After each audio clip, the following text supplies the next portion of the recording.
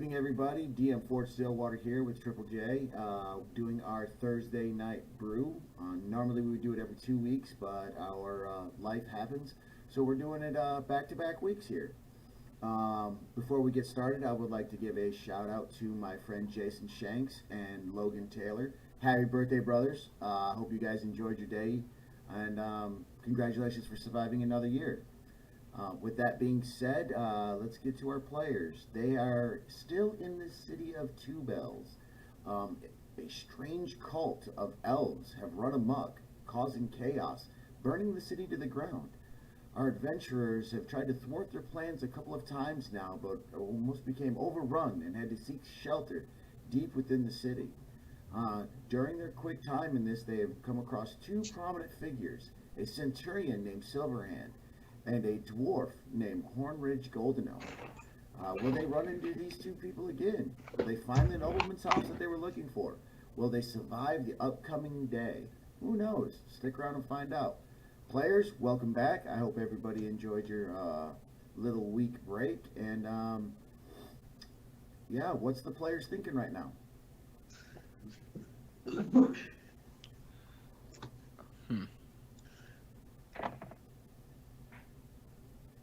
Says you guys have found yourselves in what looks like a walled off area. Might be a warehouse type area, but you know that you're behind some fences and that you're safe for the duration of your long rest.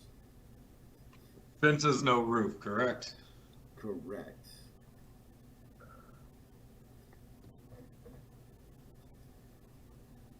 Let's see. I want to look around and see if I can find anything of importance, even like pebbles on the ground for my sling. Just general. Alright. So our Shun, after waking up, stretching. Go ahead, Alphonse. I'd also like to look around just to make sure that there's no one else hiding in here, that we're truly alone. Alright. Yeah, I agree. I think we should divide up and kind of check this place out. I would not like to divide up, but I would like to check the place out. Oh my God. Hell yeah. Christ. All right. Off to our normal rolls. Yeah. I think I ran into the wall.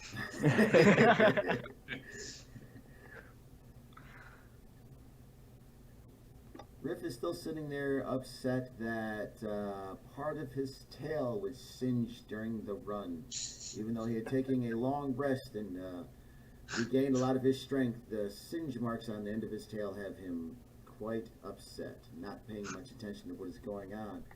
Arshun and Alphonse look around the courtyard area. They notice, tracks, overturned barrels, a broken wagon, what looks like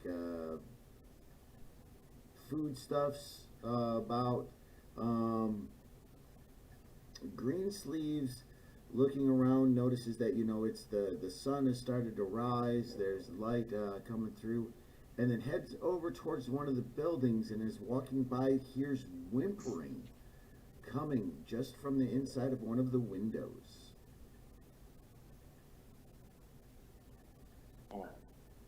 Right. I want to motion everybody to come over and check out whatever that whimpering's about.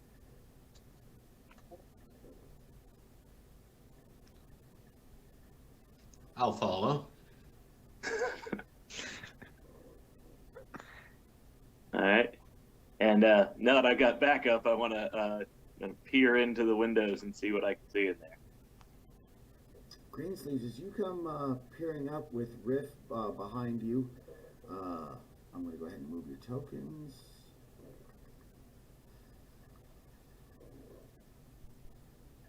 As you guys make your way over to this building and whatnot, you notice that definitely has the smell of grain and flour coming from it. So this has got to be definitely some type of storehouse in in the town. As you come close, you see a window, and you just happen to, thanks to the light of the morning sun breaking over, you see a little hands and a little face go, oh, and skimper way deeper into the warehouse.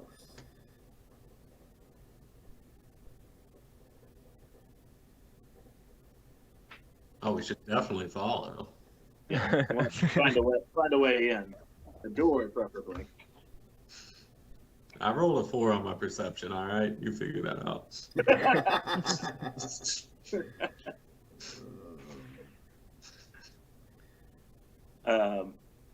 Obvious Yeah. check there. Everybody's passive perception sees that there's a window right there and a huge double door where it looks like they bring in goods, take goods out. It seems to be unlocked and just cracked open ever so slightly.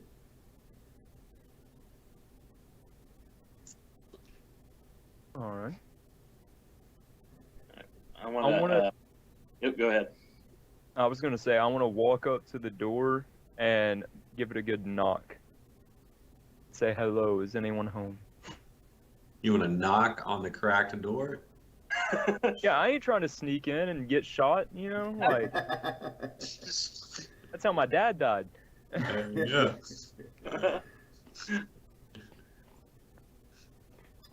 If those of you that are wishing to move closer to the building, go ahead and tell me where you want to move your tokens to. Where's the door exact? Is it in the middle, like right here, Yeah. is it Yeah. on the edge? Yes, Okay, awesome. that works. In the middle. Okay. Give it a good knock. Hello, is anyone home? Oh no!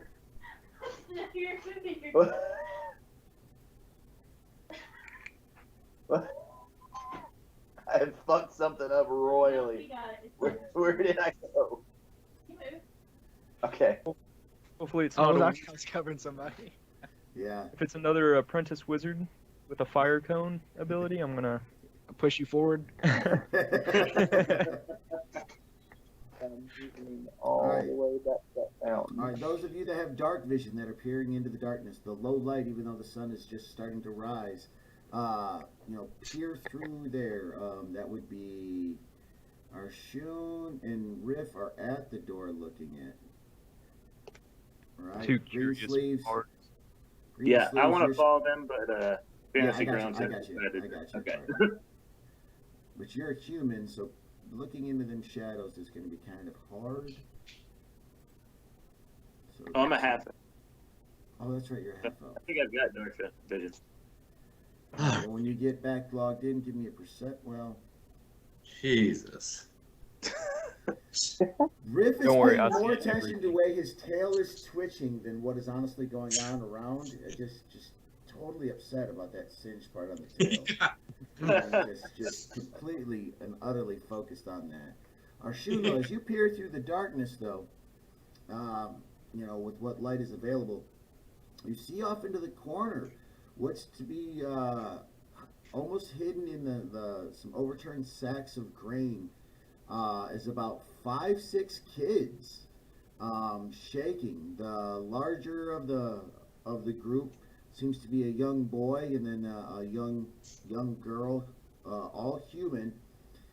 The young boy stands there holding a sickle in hand. The young girl has got a pitchfork in hand. They're both trembling. What the other kids behind them can be no more than ages 8 and younger.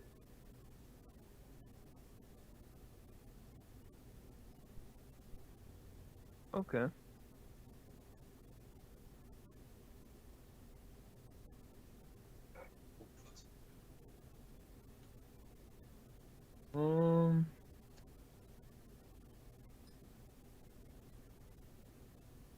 I will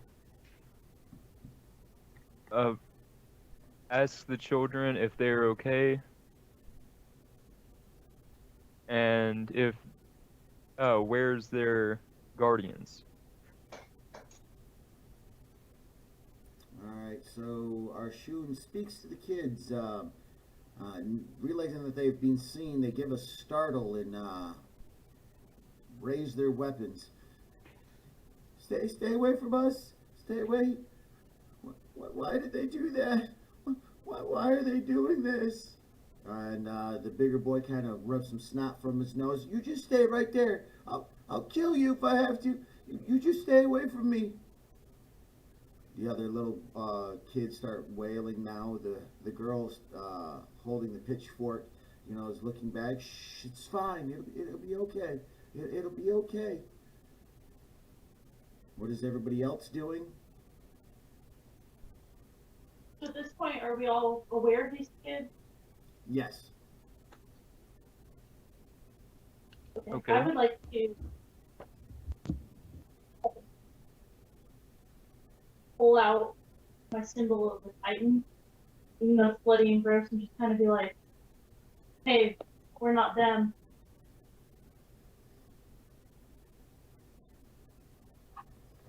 All right, so I'm just going to go ahead and move your characters. I don't have a map for the inside of this building here, and this is theater of mind anyway, so I'm just going to move everybody here to get a reference that you guys are is everybody moving inside the building? I'm sorry, that's wrong of me to assume. Yeah, I am. Yeah. Okay, so all of you move into the building, and Alphonse pushes her way in, reaches out and grabs her symbol of the Titan, trying to calm and ease the children. Alphonse, give me a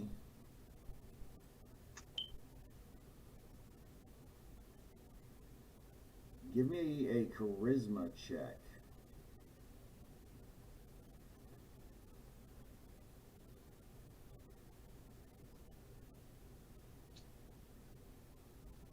Did that go?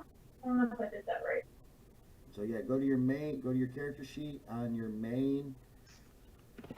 Oh, her Dang. words soothe the children, and the light glistens off of the holy symbol of the Titan. One of the kids in the back starts, pointing at the symbol. The young man with the sickle in hand, kind of looks but uneasy. The girl walks over and grabs that onto the young man's arm there. There's no way they could be bad. They carry the symbol of the protector. It's not like the other ones. And look, there's no elves with them. And the young man kind of stands there and says, "What do you want? What is going on?" And then just with that, he loses control and falls to his knees and starts weeping. The other children start following suit and start crying. The facade of strength that they were holding up has crumbled. Now you have about 6 children all weeping and distraught. What do you guys do? I asked them what happened. Well, first I'm just gonna take a look around and see if I can see any wreckage or any clues that may have occurred recently in past events inside the building. All right, go ahead and roll a investigation, then roll a d6. All right, what is Elric? What are you doing? I just wanna. We're in like a grain storage place, right? Yes. Okay. I just want to look around, see if there's anything else in there that we're missing. All right, then roll just a basic perception check, and then roll a d6. Alphonse, what are you doing? Frank's are way out of my league, so I'm just sitting there, like, trying to smile and be like, hey, don't cry.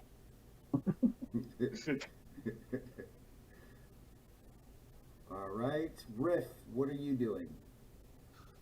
Well, my tail has got me all messed up, and crying children really have no interest for me. So I'm staring back outside, just kind of wistfully thinking and just casually seeing if anybody followed us or staring outside into the courtyard.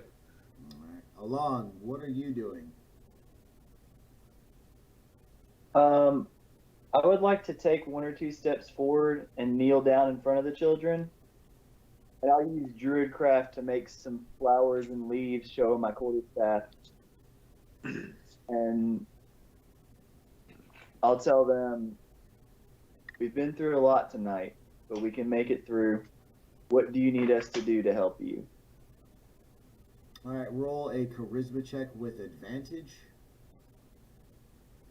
Right. Can I use guidance on myself? Yes, it would Let me be check the- overkill though with the advantage already, I would think. Oh. Just saying.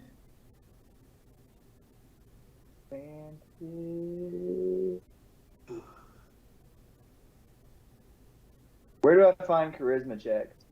It's going to be on your main tab. It's going to be under your abilities. You'll see the little dice right there. You're giving it a raw charisma score roll. So it'll just be your charisma score, whatever your modifier is. I said that completely wrong, but...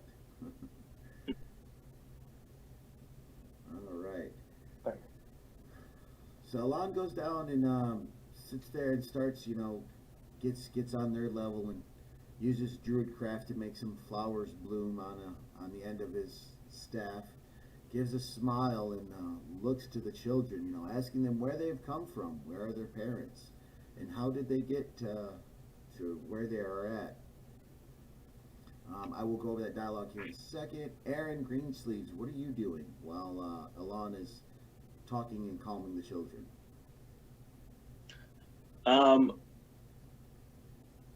just want to, play some soothing music to help calm them down even more, make them feel a little better. All right, give me a perform check. All right.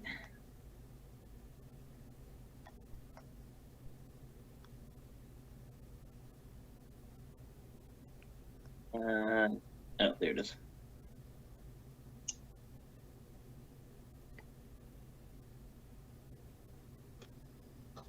Ooh, you play an old sweet lullaby that just calms the entire room. The children stop weeping. With the flowers that are bloomed, a scent rises upon the air, and drawing upon it, you somehow magnify it with just your performance, washing away the smell of old flour and grains and the burnt smell of ash, just adding a peaceful, calm environment. All of these things that I'm about to say are happening simultaneously.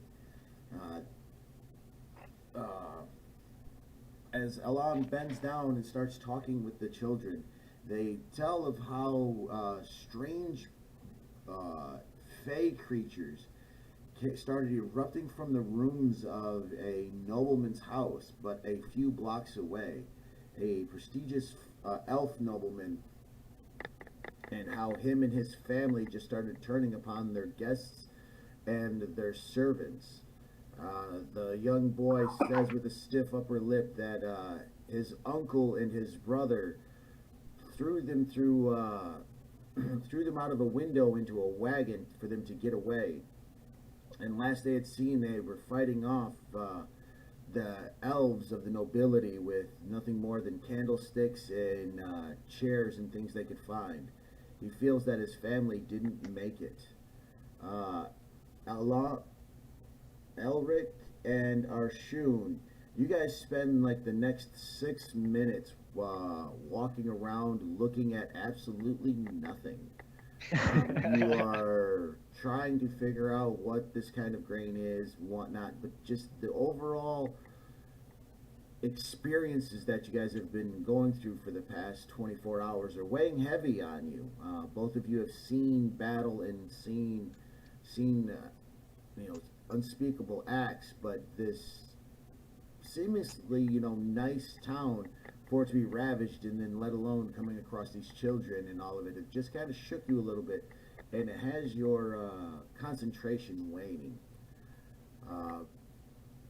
But after the 6 minutes have passed, the kids are calm and tell you that they think they know a way to get out of the town.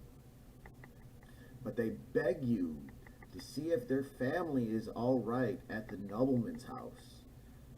If you could, try to save their mom or their dad. You know, a few of the other kids start whimpering and crying. The older kids, you know, the older boy looks and leans in towards you along. I know they didn't make it, and I'm not asking you to go.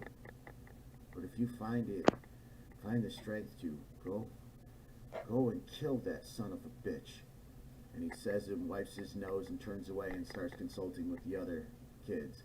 You guys have all gathered back together now. What are you thinking? What are you gonna do? Is it the same house that Silverhand was headed to? Could be. Roll a survival check because we don't have Elric. Yeah. My what? A What check? survival check. Oh, survival check. Yep. Just to help tell you which if you were in the right direction. You had no idea, brother. You're like, I'm just gonna stop. I'm gonna stop trying. shit's burning. It's going crazy. You guys, talk amongst yourselves for a moment. Think about it. I'm still in here. I'm just gonna step off the camera for 1 second. All right, guys. I kind of group everybody together, you know, or try to. I kind of like wave my hands, like for everybody to come together, and ask, what do you guys think we should do? I still kind of think we should dip town. Kids want to tag along, let them.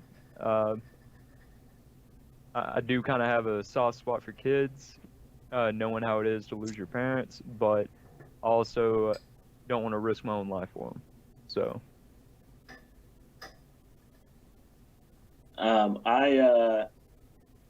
I like the kid's spirit, and want to figure out what's been going on in this town. So I think we should go and at least check it out, just to see what's what over there. Okay. Hector asks Strong to take care of the leak. Anybody else have any input? I think we should leave. I've died twice. I mean, these kids' parents are important and all that, but I don't see what's in it for us to just ransack a house. So, Yeah. Well, the kids said they knew a way out of the town. If the house is on the way, you know, maybe we could peek in a little bit. But I'm ready to dip whenever, though.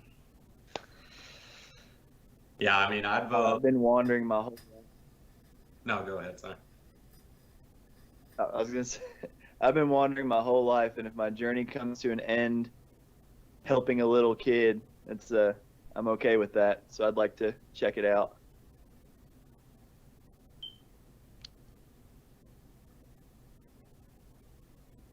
I'm hearing a lot of split decisions amongst the party. Are we 50-50?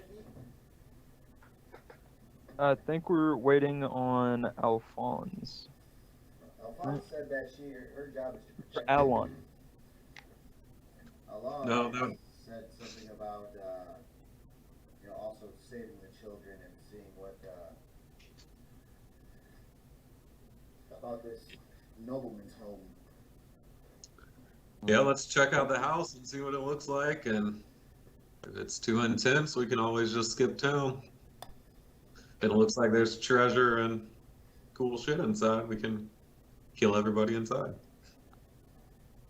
The little boy, hearing your guys' conversation, kind of, steps away from him and then looks at you, Riff. Treasure. The elf was decadent with gold. Always did he have gold, 10 gold rings and 5 gold earrings. All right, yeah, I'm down to go. Yeah. She's got some I'll arrows. make a deal too. with you, Rick. Let's go. I sigh and say that, fine, I'll go too.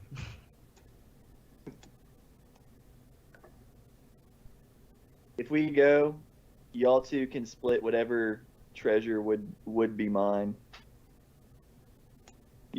For the children. That's a deal.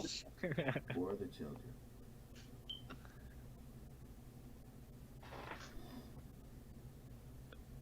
Do I That's know that lady took my coin purse?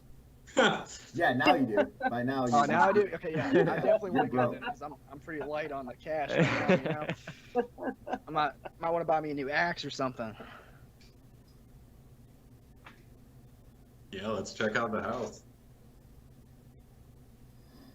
Yeah, I want to tell the kid that we'll help and ask him to lead the way, and the rest of the kids can stay where it's safe, or come along up to the kids. Yeah. I say we They're don't bring a adults; bunch they of can kids make their own along. decisions. Yeah. I've seen a lot in the past 24 hours.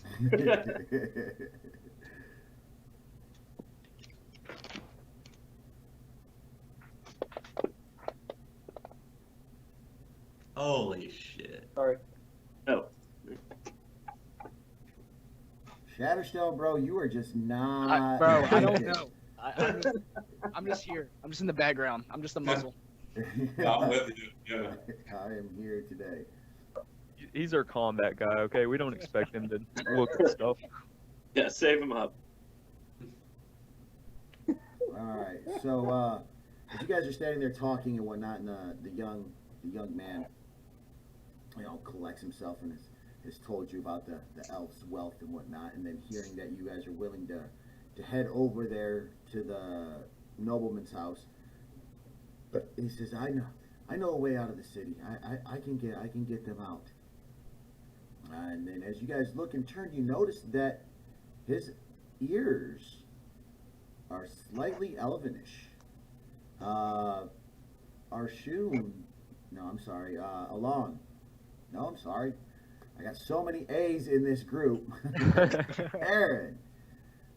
You look at the young boy, and then you notice definitely now that the more of the almond-colored eyes and the slightly less strong chin and the lighter frame. This young man is half-elf. As you're standing there talking to him, he turns and with determination, he looks back over at you and he says, "My name is Maverick Anheuser. It was a pleasure meeting you. Thank you. And he walks over to where some of the kids were sitting at, and he moves a blanket out of the way, and sitting there is a great axe, a long sword, a quiver of 10 arrows, and 4 red potions. Damn, kid. And he was using a sickle. But as you can Some see, though, arrows. all of the weapons and everything else are too big for any of the children. So they could use what he could. Got a little. Oh my God. So, We don't know what the potion does, right? Okay, so They're just red. 3 red potions, 1 great axe, 10 arrows, and what else did I say? A long sword, I think. Yeah. a great axe.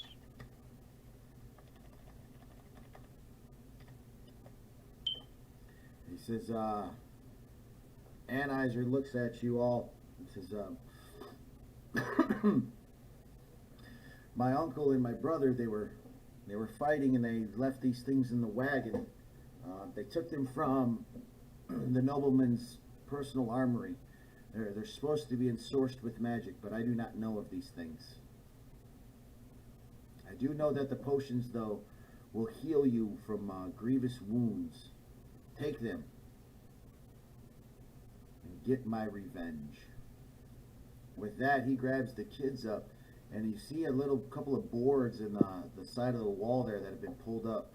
The kids start scampering out of the warehouse, quickly disappearing like mice through a field.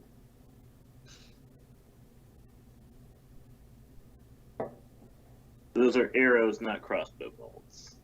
Correct. Yeah, all right. Yeah. Y'all mind if I take some of those? With your rolls, brother, take all you need. What's that? So with the way you've been rolling in combat, take all you need, man. Yeah. All right. Does anybody else want or need arrows?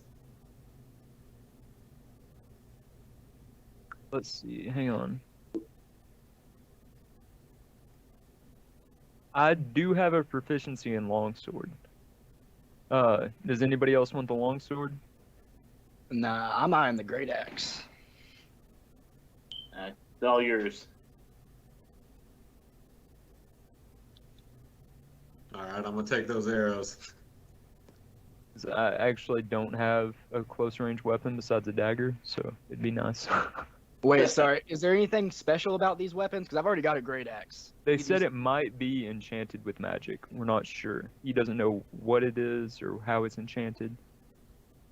If anybody possibly has an arcana skill, then we might be able to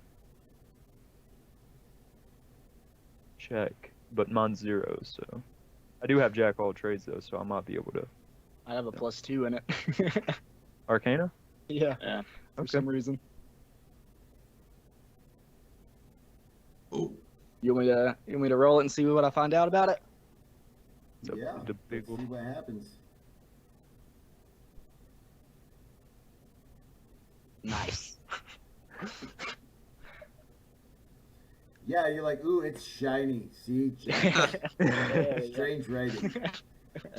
The languages of this land are different to me.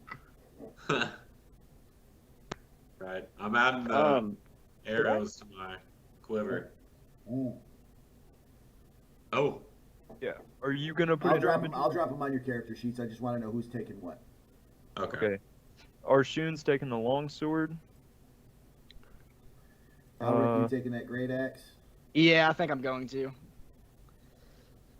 Unless someone else wants it.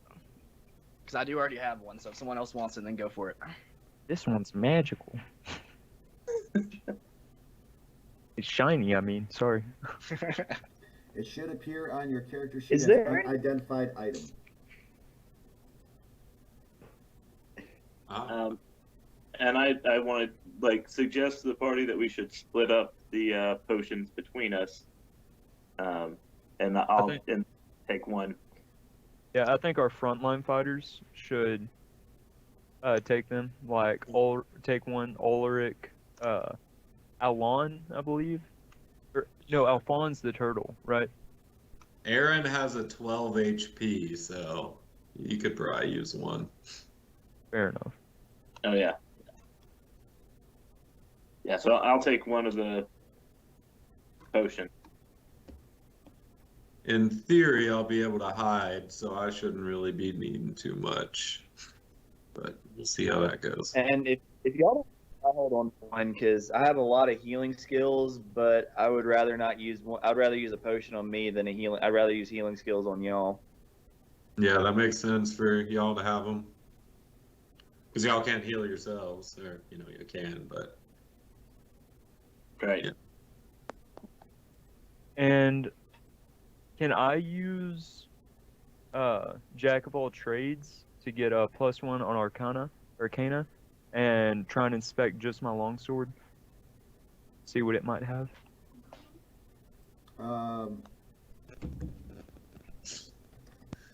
Yes. Ooh. Hell yeah. All right, so I don't know. Go ahead, sir. I don't know how to add the +1 with Jack of all trades. It's half my. If you go to your skills tab, I think we already did that. All right, so what you're gonna do is on your skills tab. All right, see where how you've got a star and each Yep. thing that you're proficient with. The easiest way to do all that is to click on that star until it's got just half of the stars lit up. That is showing that you are now half proficiency bonus. And that was just for the ones that had no proficiency bonus, right? Roger.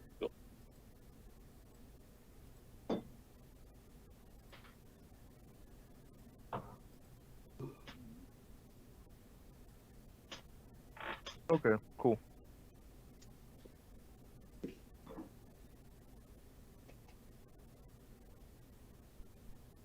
Shut that door real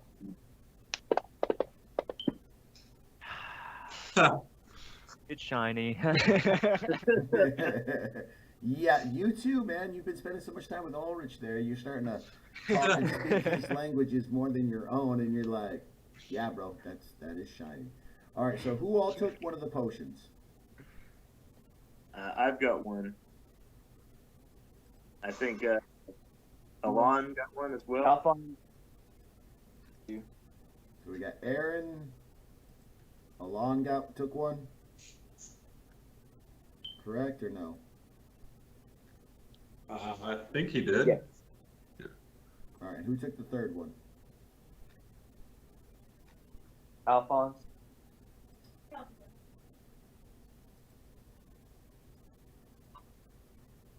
All right. A little bit of treasure has been handed out. You guys, they told you which direction that you need to go towards to find the nobleman's house. You guys have done a good deed, or have you just enabled the violence through vengeance? We'll see. Let's find out. All right, guys, go ahead and give me a order of march at one of the doors outside of this fenced-in area. And then we're just going to keep going with Theater of the Mind for the most part. As you guys make your way through the smoldering town of Two Bells and try to make your way to this nobleman's estate.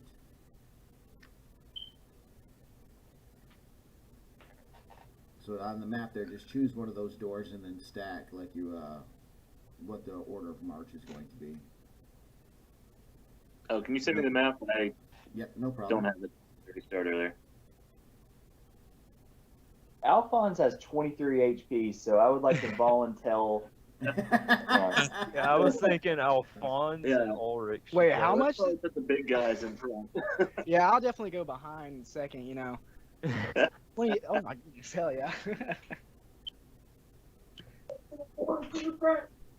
Yeah, and I would like to be last if that's possible.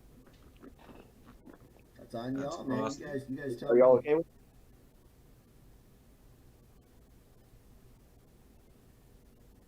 Shoom. Yeah, the bard and the druid should y'all go in the back. Well, I Yeah, know I'll- that I'll hang out towards the back too. I know that I got my flashy sword, so I'm ready for it. It's shiny and I'm proud of it. Glimmers like my charisma. I finally got some range skills. I'm not getting torched tonight. Real quick, can I look around and do I see any stones that I can pick up? Yeah, you tried to Nice. earlier, bro, but you weren't seeing anything worthy of sling Oh, okay. bullets. Yeah, that was part of that perception and investigation earlier. Oh, okay. Unfortunate. Because I may have a cool sword, but sling always comes as my #1 weapon. So, yeah. All right, so our order of march is going to be Alphonse and Elric. You guys are doing a double column. Alphonse and Elric taking point, followed by Arshun and Riff in the middle, and then Greensleeves and Alon at the end.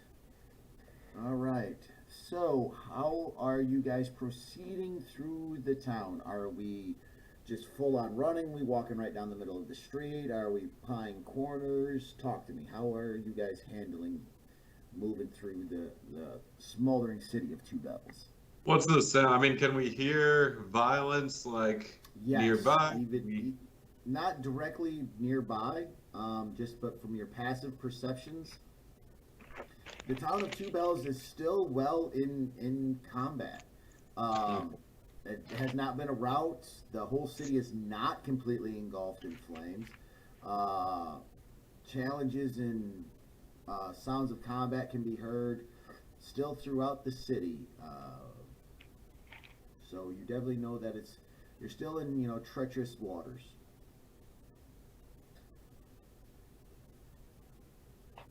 think we want to move quick, but sneakily. So like from building to building. Okay. Yeah, I mean, move with purpose. We know kind of where we're going, but yeah, eye our corners and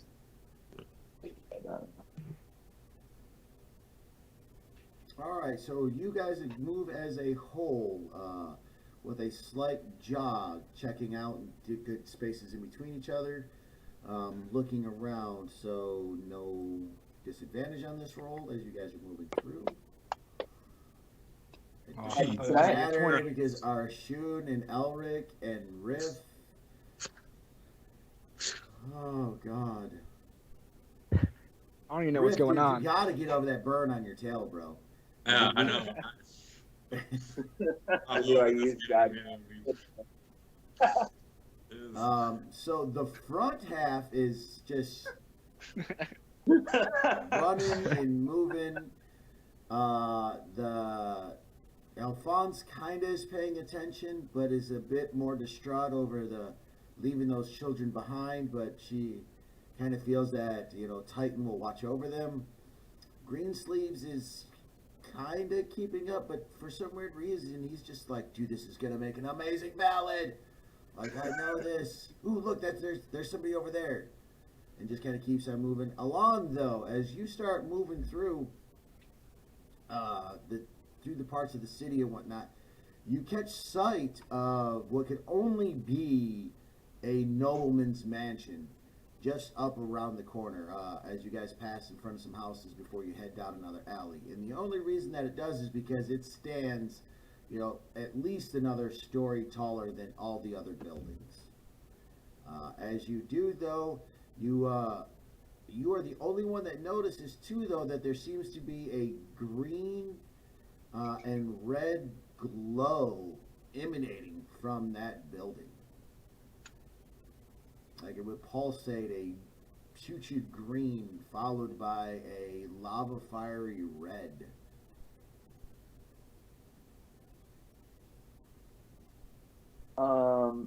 In the interest of stealth, I would like to use Druidcraft to create a sensory motion to kind of point the front two people towards the house. All right, role play that for me. What are you thinking? Like as soon as you said it, I got an idea in my head. But what are you thinking there, partner? What do you got? Okay, so I see this off in the distance, and I see the pulsing. I noticed that Alphonse, Ulrich are just trucking it on. So I hear the sounds of violence in the background, and in the moment, I create a dust devil, or not a dust devil. Yeah, dust devil, like the little spinny thing with the leaves and trash in it. Exactly. Yep. And I would like to make that and brush it right around Ulrich and Alphonse. And once they take notice of it, I would like to move it in the direction of the mansion so that they can follow that away. All right, you two guys, roll me perception with advantage. Alphonse And Ulrich. can I use on Ulrich that he might hit a roll tonight? I don't want to talk about it.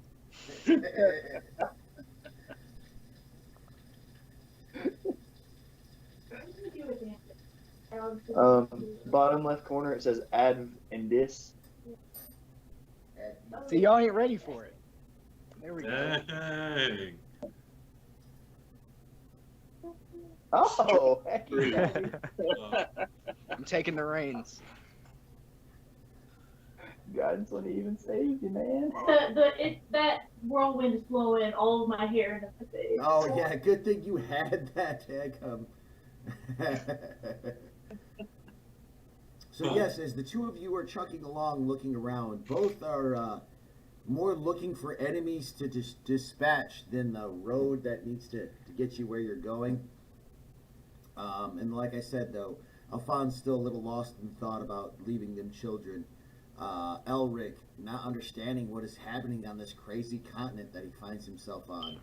locked in another conflict. When all of a sudden a light dust storm like just appears in front of you, swirling up, and like washes over you, you know, getting a little bit of grit in your face. Both of you kind of like stop, you know, because how odd this dust storm is, because it smells like lavender. You guys, you know, quickly, you know, come to a halt, brandishing your weapons, looking around for maybe an enemy or something of the sorts. When you look back, and Alon is pointing towards the northeast, towards the corner. Everybody stops now because the two in the lead have stopped running, and everybody takes notice of a large mansion in the distance with a pulsing red, then green, then red, then green.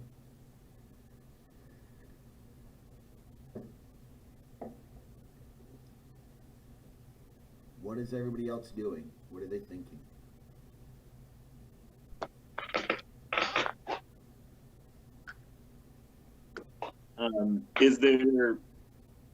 Is the mansion like backed by itself, or are there other buildings nearby? Is there like a It Is would it be gated? on a street In corner, front, or- and you figure you're 4 blocks away, and it must be sitting up on a higher part of a rise because of where your guys are able to see it at.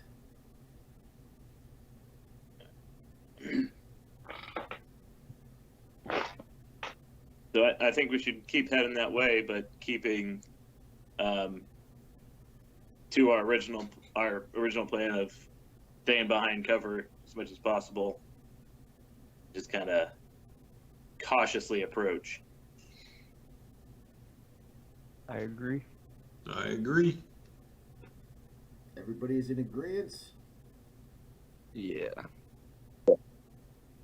Ah, right. You guys take your time, start moving more stealthily. Eyeing the corners, you know, really sticking to buildings as you start making your way towards this mansion. Just about 3 blocks shy of it, an earth-shattering scream, a howl or roar, however you wish to decide to hear it, erupts through the sky. A shockwave so powerful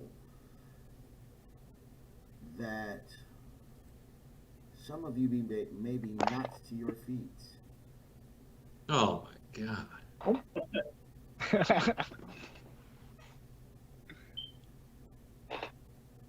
Oh, is it that -1, baby? Riff, Oh, it's a +2. Shatterstone. As you two guys are turning around the corner, you guys have almost taken up lead. When that sound erupts, splitting the air, a shockwave ripping across the town itself. Windows are shattered. The ground shakes. The two of you are thrown to the ground prone. Straight down the alley in front of you, you can see this mansion pulsating the red and green. After the screech, everything goes silent. And then the home explodes as a giant creature, unknown to you, never before seen in the world of Brewtannia, rips free from the foundations. Its long, scaly neck and its huge maw comes erupting from the building. Then 2 huge wings erupt from the rest of the ground as it pulls itself free.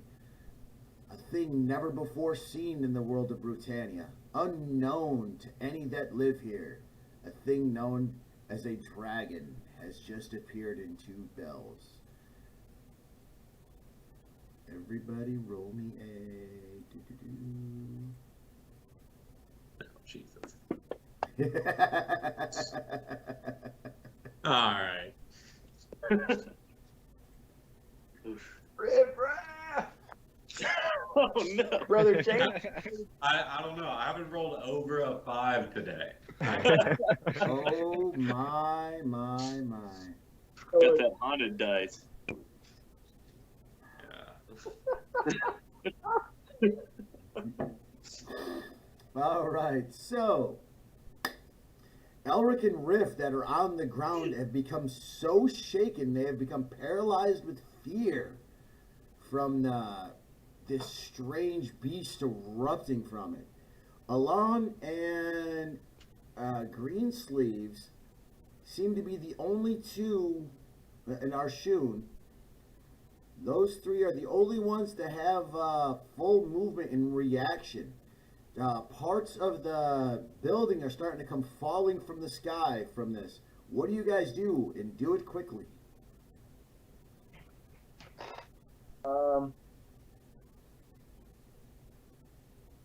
I am going to.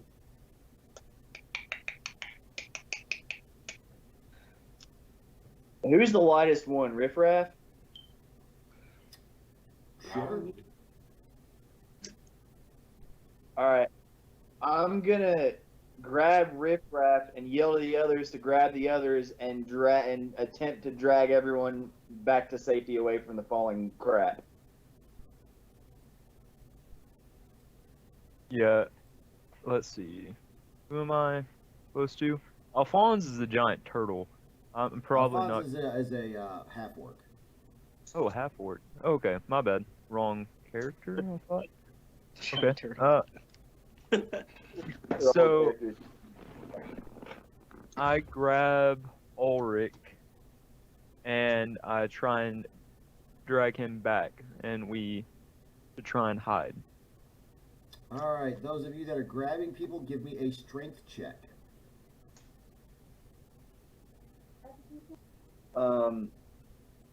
Myself, are you? Oh. Who's It's just the two of them that are unconscious, or Elric and Riff are paralyzed with fear. Them two are seated. Yeah, those are the two that need to be picked up. Everybody else can move, but shaken. The only ones that can react fully is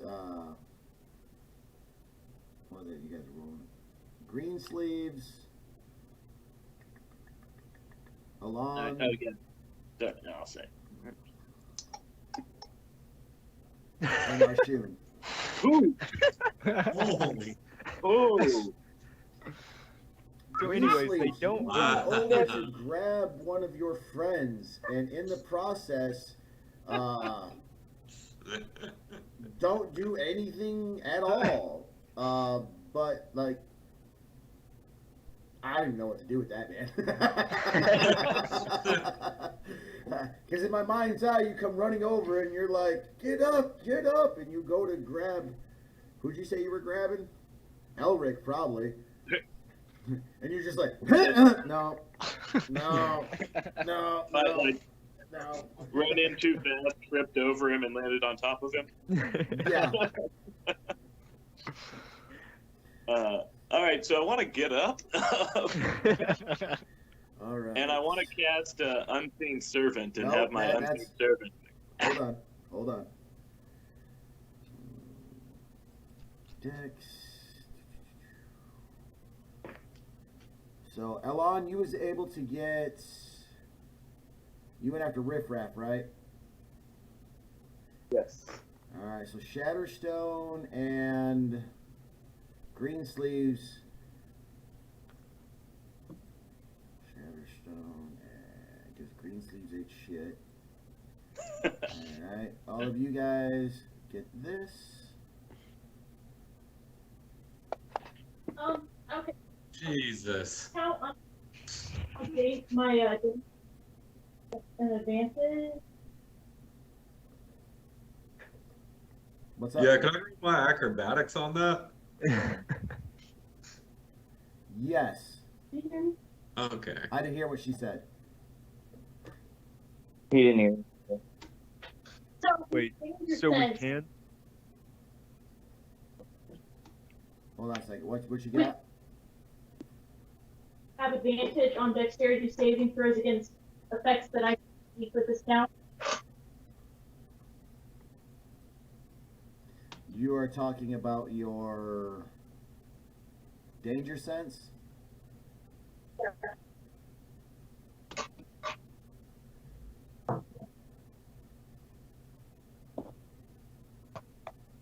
No. Yes. Probably you not would, gonna matter. Yes, you would. Because literally, okay, so what the scene is happening right now is the sky is raining down on you from all of the debris and everything from the house exploding. Alright. It's better.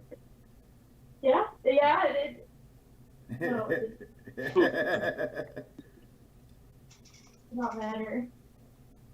So you said that we can roll acrobatics instead? Yes. I'll let Oh, you roll okay, acrobatics alright. for this Oh one. wait, I'm sorry. Am I supposed to be rolling right now? No, not yet. Okay. All right.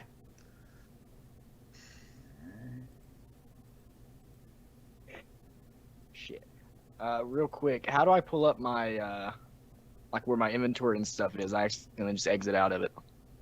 If you close your character sheet, you can. If you double click your character icon at the top, it should bring up your character sheet. Sweet. Or if you double click the gold coin in your combat tracker, should also do it too. Okay. All right. They're all that. It's a hell of a time for my dice magic to wear off. Don't want to hear it. Oh, you missed some perception checks. Cry me a river. I haven't rolled once. He did roll. To be fair, Greensleeves did roll a 0, so. I rolled a 1, all right? I was only helping one person with that. Okay, Alright, I'm interested in so- this person. I gotta go back through the notes here. So Riff, you had turned around passing because of your check. Arshun ended up passing. Alon passed. Alphonse failed. Elric and Greensleeves failed.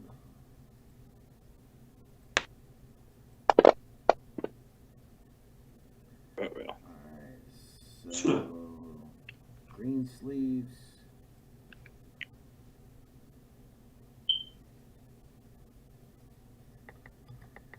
Five, Elric.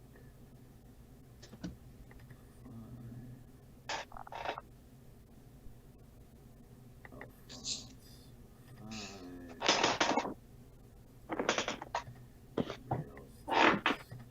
2. Alright, so this giant dragon erupts from the nobleman's house, sending debris and scattering throughout the town. Quickly, you guys try to pick up your friends and dive to cover. In the fray, you're tripping over each other. The adrenaline is pumping, the chaos that is happening. At the same time, a giant dust cloud of soot, ash, and debris fills the area where you're at, knocking some of you prone. Others of you try to climb, just crawl on the ground, trying to find shelter, so you get somewhere from the falling debris. After moments that seem like eternity, the debris falling has stopped. There's still heavy dust in the air as each of you start to pick yourselves up from the ground. As you guys are starting to look around, you guys select all, press the strength check. Good at. All right. All right, yeah, so all of you are amazingly able to, with ease, unbury yourselves from the stuff and get to your feet. And like I said, a sight never before seen on Brewtannia. A giant lizard-type creature with wings as far as the eye can see to the left and right. A huge gaping maw filled with fangs. Huge arms and legs with a large tail swishing back and forth. As this giant beast hovers over the town, you realize your insignificance of your existence as this mighty beast floats above. Only things of the level of kaiju lords and gods have ever been seen before on Brewtannia. Alphonse, you quickly start whispering a prayer to the Titan, for you know that only a creature as powerful as him could deal with something like that. In a booming voice, the beast looks upon the town. I am Obenrox, and I have come for all of you. Bear witness to my new resurrection. And then it flaps twice and then disappears up into the clouds. Quickly, the clouds turn black and green as hellish lightning starts pouring across the town, reigniting the fires. And it's almost as if a force of nature is flying away into the sun, into the rising of the sun. A strange blackness seems to cover it, almost as if an eclipse is happening. All of you feel great doom and dread has fallen across the land. And with that, ladies and gentlemen, we're going to go ahead and take a few minutes break.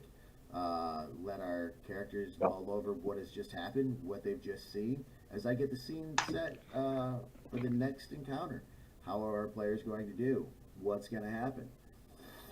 The town of Two Bells is lost. But will our players survive? Come back in a few minutes and find out. I'm about to piss myself.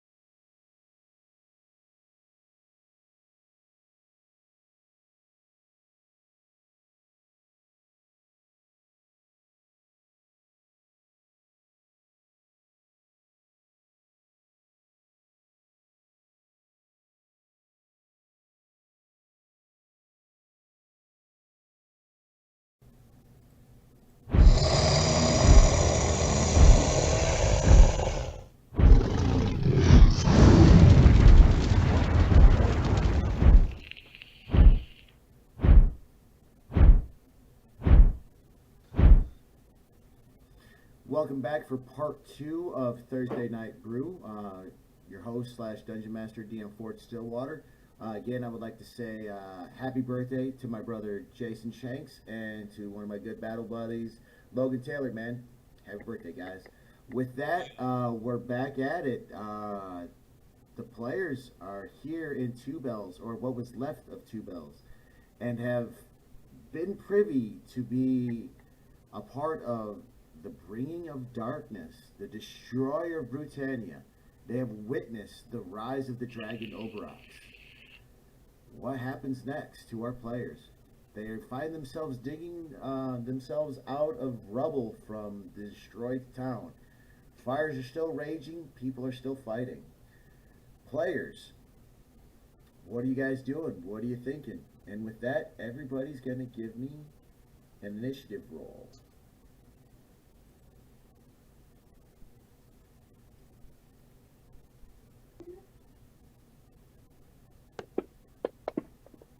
Our players, while we were on break, were changing the colors of the dice. A few of them have Oh my rolled goodness. Yeah, Come on. it's awful, man. I got a 2. Wow. I always go last. Every time. How was our bard our best fucking?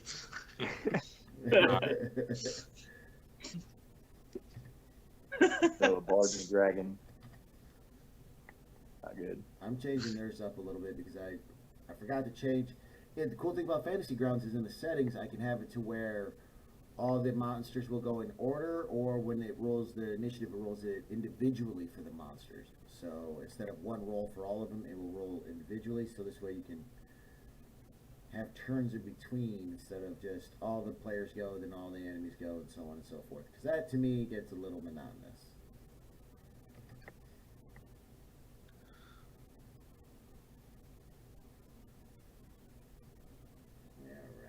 All right, so green sleeves. You're digging yourself out from underneath all of the rubble. You hear screams coming from down the alley. You look up and you see two strange creatures, things you've never seen before, walking hand in hand with some of the cultists. All right. So, first I want to get to cover, so I'm going to move over to this corner. Why isn't it letting me? A little green wormling dragon. There we go. Okay, so I'm going to move over this corner.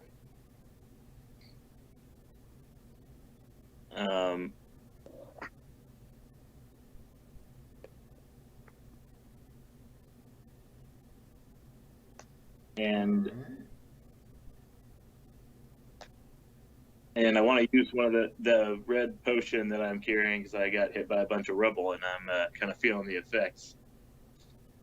Hold on. Before you use that, yeah, I guess so. It's up to you.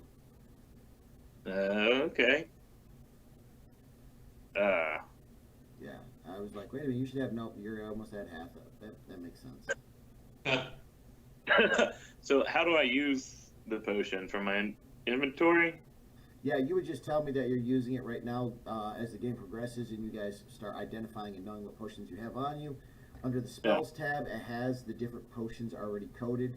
So you would just say, hey, I'm swigging this potion, and then hit the effect on whatever potion you're doing. This one right now is going to be a 2d4 plus 2. So go ahead. Either I can roll that or you can roll that. I'll let you guys decide. And how do you add more dice? I've seen y'all do it, but I don't know how to actually do that. You click the dice and then right click. Like left click and then right click? Yeah, left click, drag the dice out, and then right click, and it'll add one. Ah, all right. Alright, well, I got to do some quick changing up here real quick, guys. So you go ahead and continue doing what you're doing. I got to fix something. You forgot to hit the +2 thing. Oh, Well, I That think I doesn't can do the matter. math. Yeah. Yeah, sorry, I did forget that. Good call. But that's maxed out there. So then I just change it on my character sheet? Or, Yeah, I did already. I got you. oh, cool. And then delete it from my inventory since I just used it? Yes, sir. And that counts as an action, right? So that's my turn? Yes, sir. I will. All right. Now the dragons I dropped in there like a horrible DM. I forgot to check their CRs, so I got to replace these two real quick.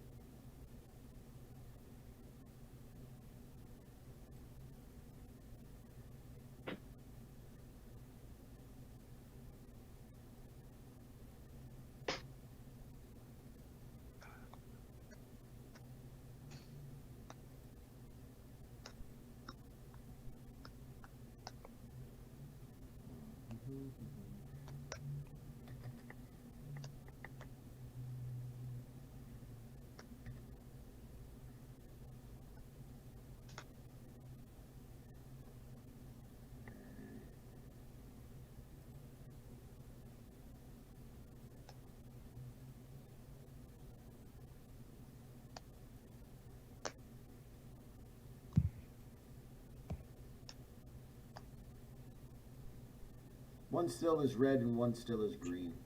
I just had to change up what they were in the combat tracker to make the fight more even. Alright. So alone. Make sure you stop targeting Alphonse. Okay. How do I do that? Click on your character sheet, then control click over Alphonse. Got it. Like, All right. click, yeah, click on Do I your see that character. damn? Hold on, let's see if I can do it real quick. Right. Click. I got you. I got you. It's all good. Go ahead, move forward.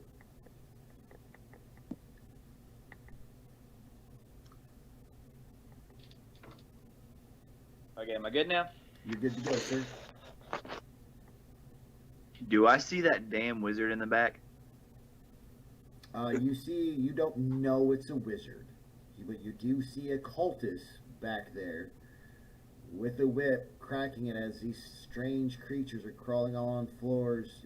They're mini versions of what you just saw erupt from the sky and fly away, and more cultists surrounding them. Now, if you pass I me a would like perception to- check, you might be able to know that's a wizard. That was just for roleplay purposes. But since I don't know it's a wizard, I would like to cast Radiant Bolt on this Taskmaster.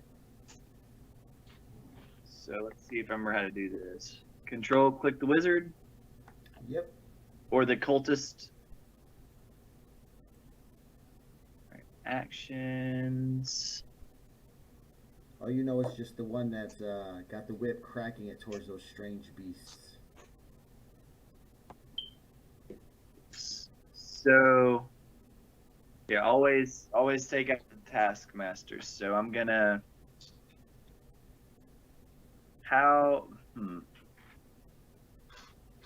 What was it? Is it guidance? So I've got- necessarily. It's guiding bolt, right? Yes. Yeah. All right. So go to guiding bolt. Hit the magnifying glass next to the spell. Ah. Yep. See where it says attack? Roll the attack.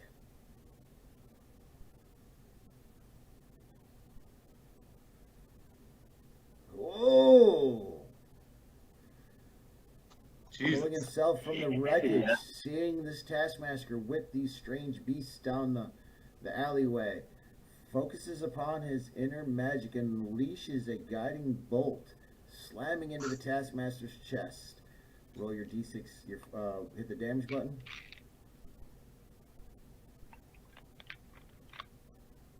Erupting him into a flame of beautiful brilliance. But when the, okay, so because of what you're going, So the bolt of energy that he releases looks like the night sky. It is but black with sparkles of light in the center of it. When it hits the Taskmaster, it engulfs him in darkness, and then rays of light start piercing through as it just shatters across him. The Taskmaster erupts in a black and white flame, burning to a crisp, leaving nothing behind but bones and ash. Nice. You fucked him up, son. It's all a start.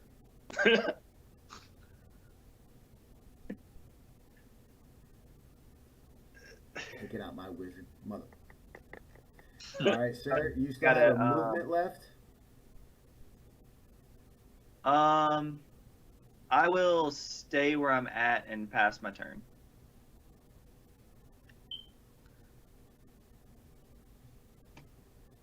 Cultist 2, seeing that you just popped out of some rubble and took out his Taskmaster.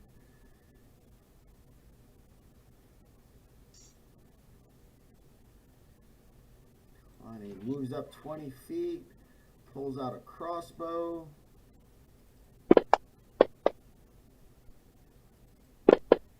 And shoots a bolt. The wreckage in front of you deflects part of it, but it still catches you in your upper forearm as you hold your hands up to block the bolt. Blood can be felt trickling down your arm. Alphonse.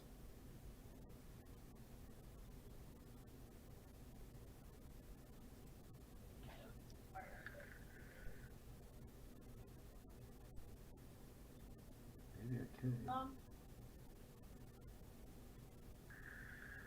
Out here.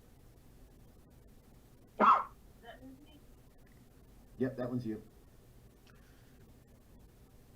So you come running out from dig yourself out from the deal. Come running out into the middle of town. Yeah. What do you do I'm next? going to throw one of my feathers full of this. Alright. Shows you got it targeted. Throw away, killer, throw away.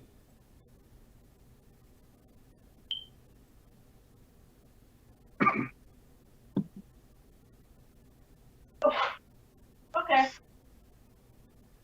And you throw your javelin, but all the debris on the ground and just the quick movement of it, you never got your feet set correctly as you come running up and loose the javelin as it goes flying over the enemy.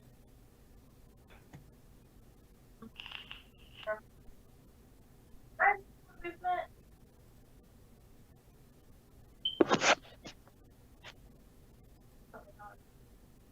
I'm getting my turn.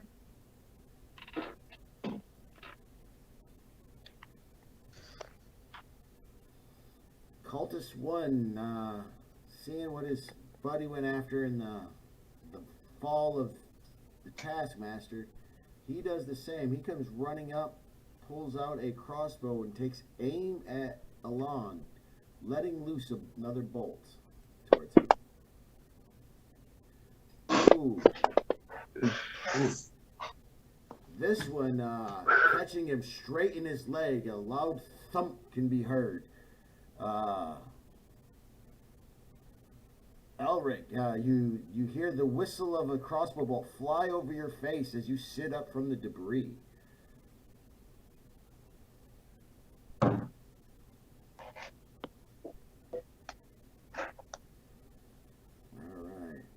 Brass dragon. That funky dragon. That's what I'm waiting for. I'm waiting to see what those dragons are made of. So Oof. Uh-oh. Ooh. You might find out.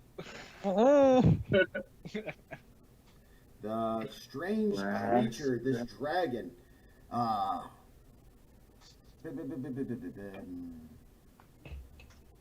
Greensleeves, roll me a perception. All right.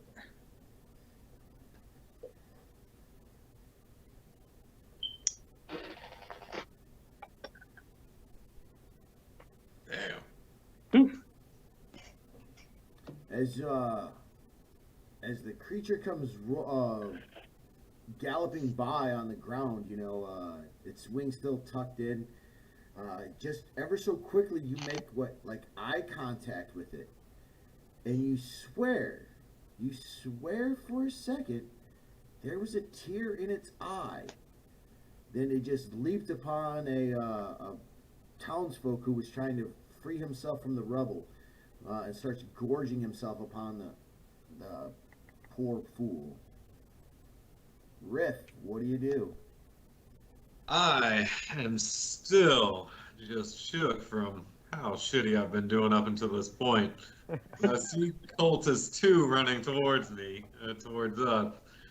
And so I pop up for a sneak attack and fire at Cultist 2, and then I'll hide immediately. I'm up, he sees me, I'm down.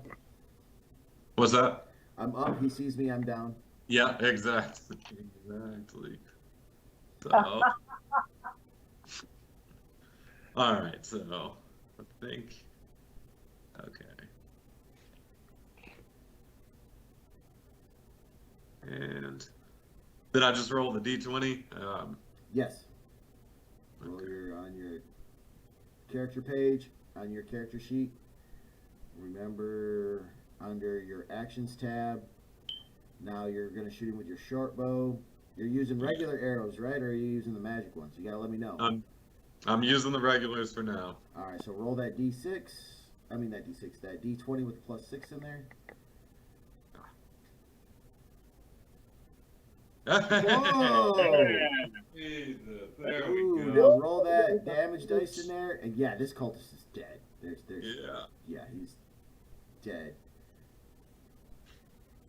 Yeah, so as he bends over to reload, a javelin goes sailing wide past him. He looks up, raises his crossbow, ready to take another aim, just as an arrow splits through his skull, right through his eye socket. He twitches twice, and then falls crumpling to the ground. Roll your hide check. Roll which check? Your hide.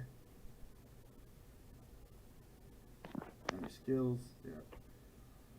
Skills and under stealth. Yep, stealth. Yep. That's old 3.5 third edition help right there. 19. Hey. Dadgum. And he disappears into the And he disappears back into the rubble, which from whence he came.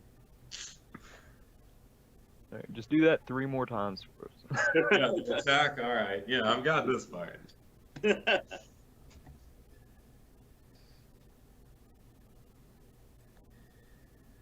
The red dragon comes just barreling towards Alphonse, just like barrels through the cultist's dead body, comes up and snaps towards Alphonse.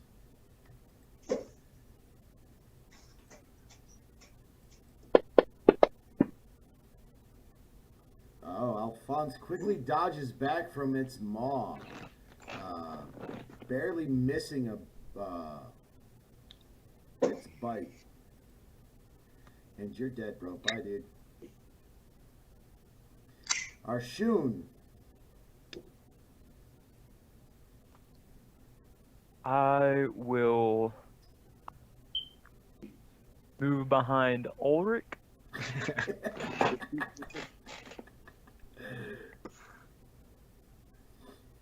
And I will use heroism on. You got yourself. Of course. No, you're good. You're good. Okay. And use heroism on him. It makes him immune to fear, and he will get 4 temporary hit points every turn. And then as a bonus action, I will cast Bardic Inspiration on Alphonse.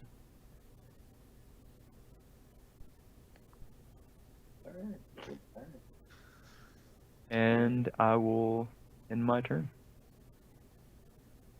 Elric Shatterstone. Okay. So if I'm not using it right now, but for the action surge, where I get an extra like attack or whatever, when would I use that? Would I use it at the start? No, if you decide to, it was during your turn, just before you say you pass your turn, you can use it. So, like, you go up there, you swing, you like what you're doing, or you think the enemy's gonna. It's one of those, Okay, abilities. sweet. You So I tell can. me when you want to use it during your turn. Okay, sweet. Well, feeling very heroic.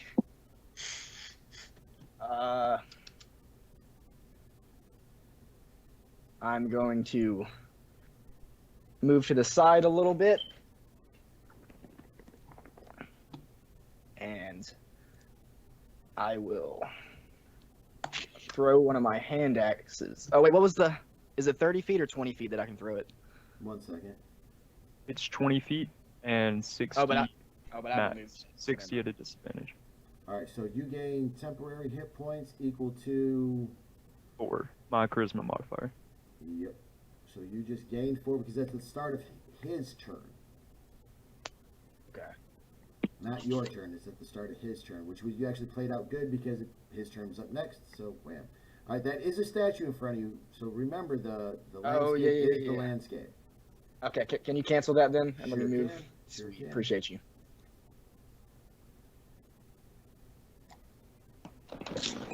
Move right there.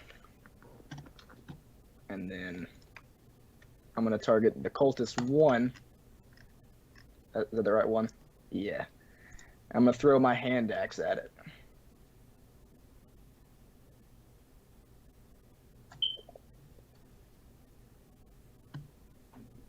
Thunk. Ooh. Yeah, as he's reloading his crossbow, he looks up just in time to see the axe, but tries to dodge, but it lodges, he ducks and kind of turns off to the side, and when he does, that axe hits him square in his back shoulder blade. With a sickly thud, it's lodged in there. But he's still moving.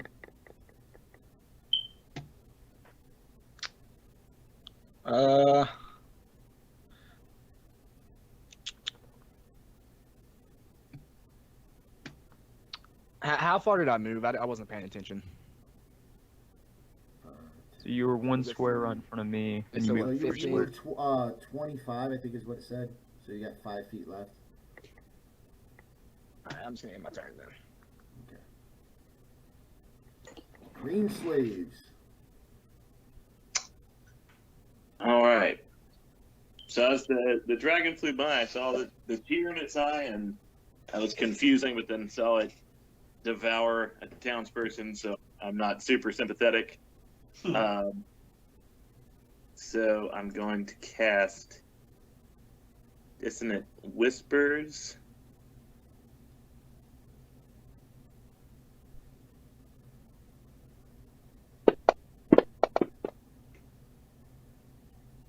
It succeeded saving throw.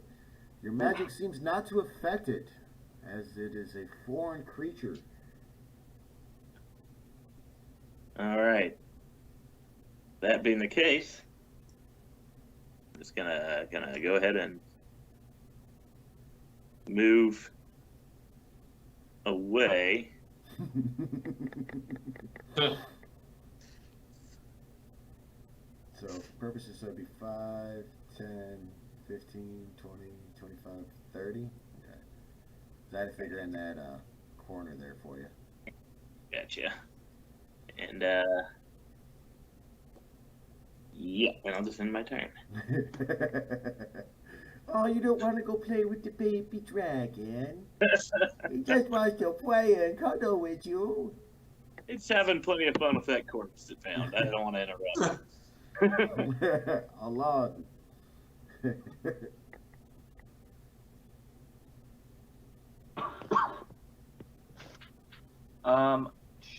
Give me 1 second, just checking out something right quick. How do I tell on the combat tracker who's injured? All right, so wounds. It will be for you because what I look at, what you look at, are two different things on there. Like what I'm going to see and what you're going to see. But where it says at the top of the combat tracker, you got your name, initiative, hit points, and then it should say like wounds, or it should say something a little different for you. WND? What's that, sir? WND? Yep. Okay,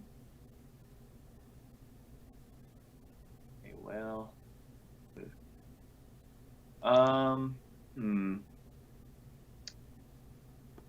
So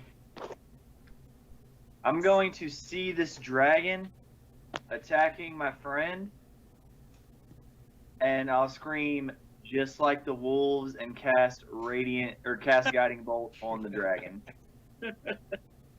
Don't miss.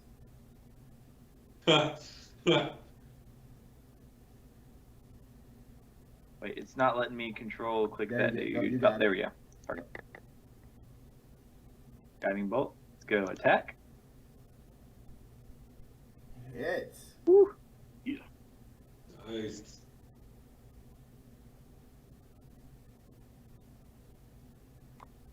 All right, that's scary. It didn't die. All right, so same as before, Alphonse calls upon the fourth of this space-like looking energy in his hand, releases it. The bolt slides around Alphonse and slams into this creature, and as before, it is trapped in almost like an orb of light as the prickles of light expand out and then explodes. Where last time it left nothing but bone and ash, this time just a singed caprice of the dragon is there, its head still swaying back and forth. Definite bloodlust in its eyes, one glowing green, one glowing red. And does that automatically apply the advantage it gives, or do they have to roll that separately? Let's see, let me pull up your guy real quick. So guiding bolt, is it in there? Yes, effect, grant advantage on roll. Let me read how that one works. On a hit, the attack takes 46 radiant, and the next attack roll made against this target before the end of your turn has advantage. So, in other words, you would have to, you can click effect if you were going to be the one to attack it directly, so it would automatically give you advantage. But you are going to have to remember that whoever swings on it next has advantage on their attack. I don't know, click advantage. It's going to be real hard because I've had a lot of... Yeah, just go ahead and click effect advantage roll now because you still got the copper dragon attacked, and we'll find out. It's been a minute since we've done this, so I think it does work. So, alright. If not, what we'll have to do is you'll have to remember in that whoever targets it next say, hey, they've got advantage, or like in this case, you know you would, the next part of your action would be targeting Alphonse, then hitting that effect on Alphonse, because Alphonse would be obviously attacking the dragon. Are you done, sir? Yes, sorry, I've had a bit of, just, never mind. Ignore me, go ahead. Oh. All right, Alphonse. I'm going to look this hideous beast in its eyes, unwavering by its strange nature, knowing that the Lord Titan's protecting me. I'm going to go into a rage. So. You also have Right. Bardic Inspiration. Yep, so under actions, go to your class abilities, hit the magnifying glass next to rage.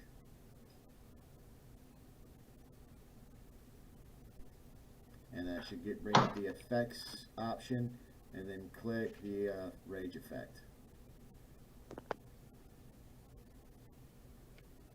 And target yourself too first. Duh.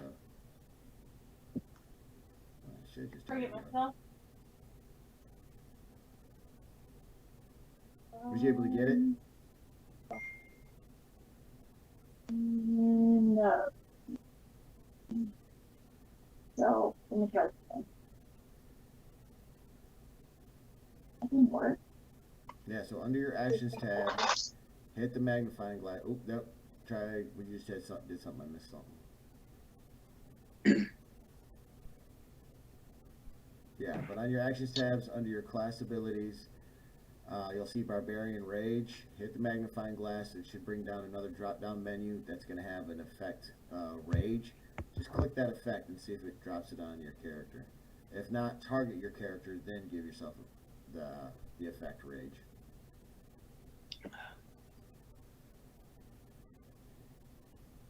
No, I think it Got it. finally did it. Got it. Okay.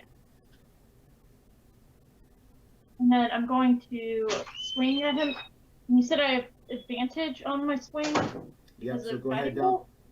Yeah, because the guiding bolt, so down there at the bottom left of the screen, hit advantage, and then roll your attack with your flail. Because that's what you're swinging with, isn't it? Yeah.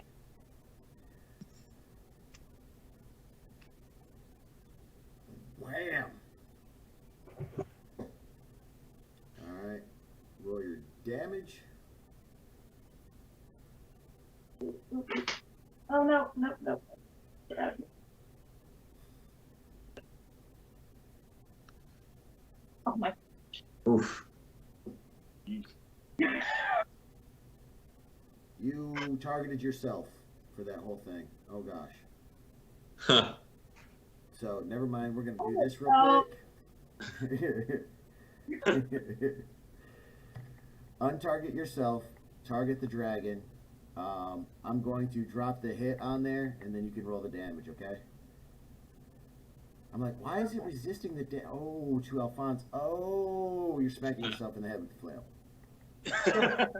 But resisting it.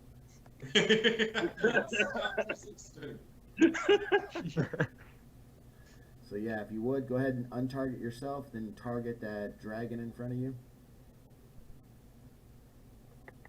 That's a very orc thing to do, so. Here, I got you. It's probably because you're so close, you're having a hard time doing it. I'll get it for you. There you go. Boom, boom. Good to go. I'm going to take this attack. Drop it on the dragon. That hits. Now roll your damage. So as the dragon snaps its maw at you, you jump back and you look at it in its eyes and are disgusted, like you said, by its horrific nature. And just bring that flail way back, and then just with all of your strength slam the heads of the flail down upon its skull. You hear a sickly cracking sound as its head hits the ground with this thud, its brain matter spilling out. You do notice, though, after you fell the beast, a red-green mist like escapes the body and dissipates on the breeze. Alright, you still have a move action? I will. I'm gonna move closer to the Colt. Thank you. And then end my turn.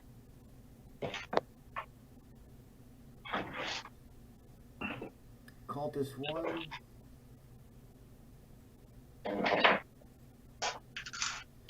No longer seeing Alon as a threat.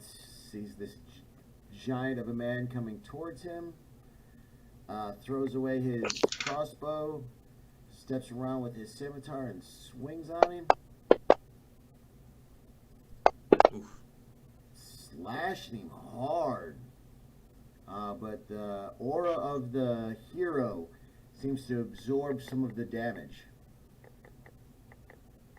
as he looks on with disbelief. Alright, so because this is always fun.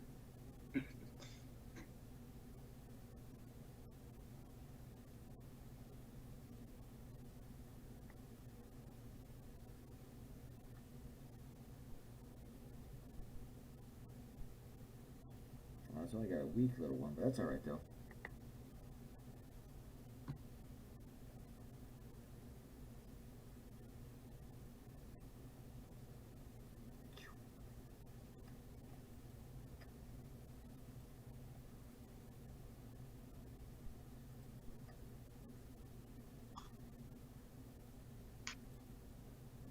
The brass dragon pulls its teeth away.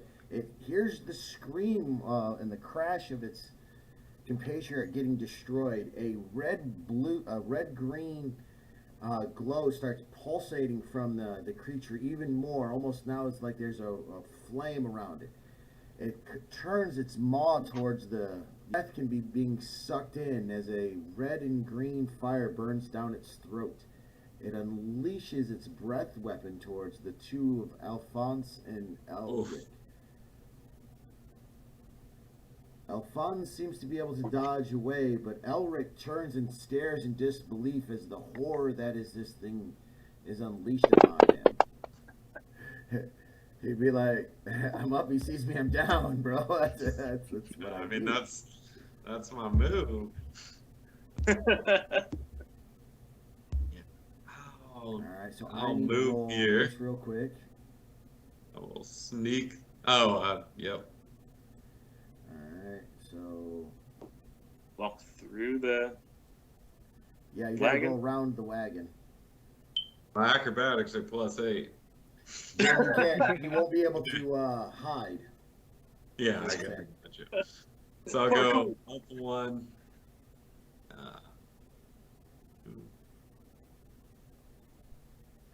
All right. So here, this is how it works with the rogue. Okay. Yeah.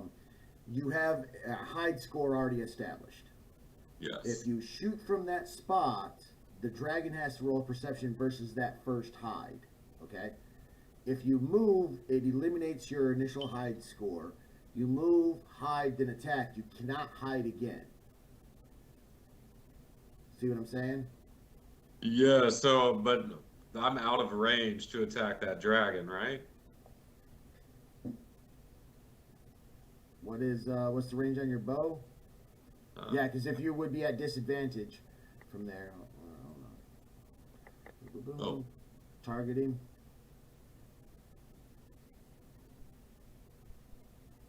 Be at 50. Yeah. That would be in range. 80, 320. Yep. Yeah, so I'll stay hide. I will sneak attack the brass dragon and then hide again. All right, let me roll. Hold on, because I still have to roll versus your first hide check. Which is going to be perception. You had like a 27 or something. Yeah, something real silly. So no, he does not see this coming, so it is a sneak attack. Yeah. All right. Jesus. You hit the statue that is there between you.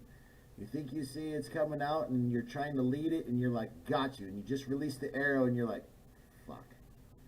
And you hear the arrow hit the side of the statue and shatter. Dragon's a little different than a cultist, I guess.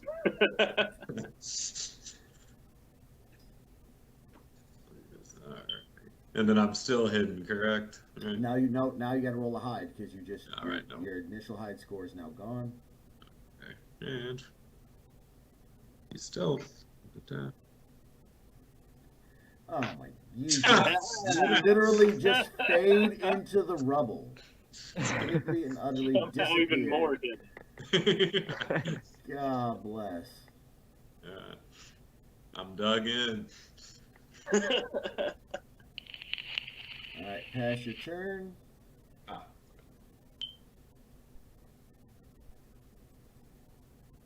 Arshun. Alright, I move up 10 feet. My good old buddy Ulrich. Will target Ulrich, use Cure Wounds, And then I will also, as a bonus action, will use Bardic Inspiration on him. And then I will return 10 feet back. In my mind's telling you were up there and you're like, you got this, buddy. Come on. Wait, get that it." was only 10 feet. I have 30 to move, so No, that was 20. actually, That was 20. So you got 10 left. 20. Yeah, I have 10 left. I'm moving 20 feet back. Let me rephrase. Yeah. So yeah, I see you going up there. You're like, you got this. Deuces, bro.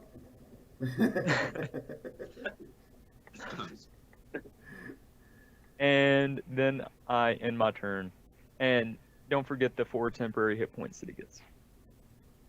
No, the heroism wore off because of him dying. Happens. Yeah. Tough drink. Let me double check. Because he wasn't dead yet, which is weird, but still.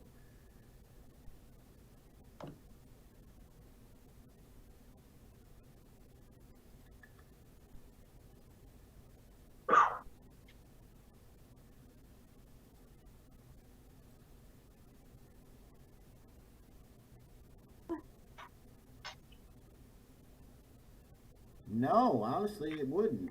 It doesn't, because it says it's concentration up to 1 minute. So as long as you don't cast another concentration spell and you don't have to fail a concentration check, then yeah, the heroism is still working. It only fails if you would have got knocked out, not him. So yes, he gets 4 temp also at the beginning of his deal. Okay. It's looking up a little bit. Wouldn't say that. You're still hurt. Shh, shh. It's okay.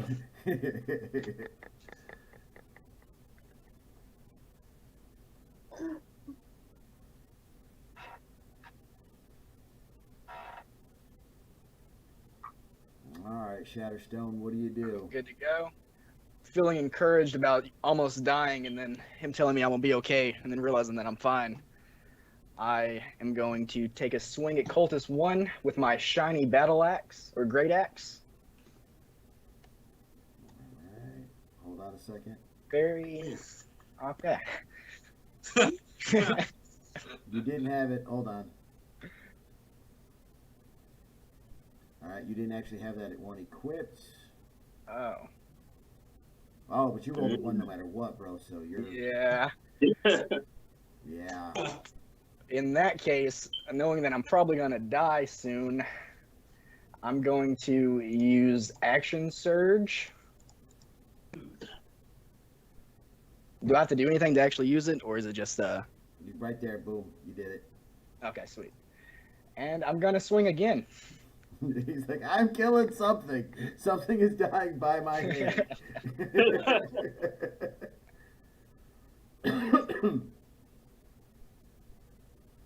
Thank you. Hey.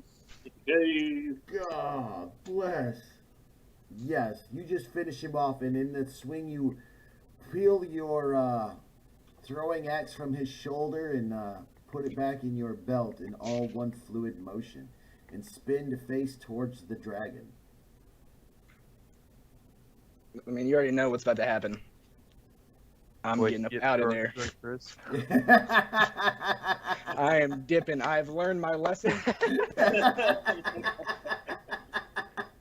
He said all funds. It's all up to you, bud. And then I will I'm end sitting my there turn. snarling.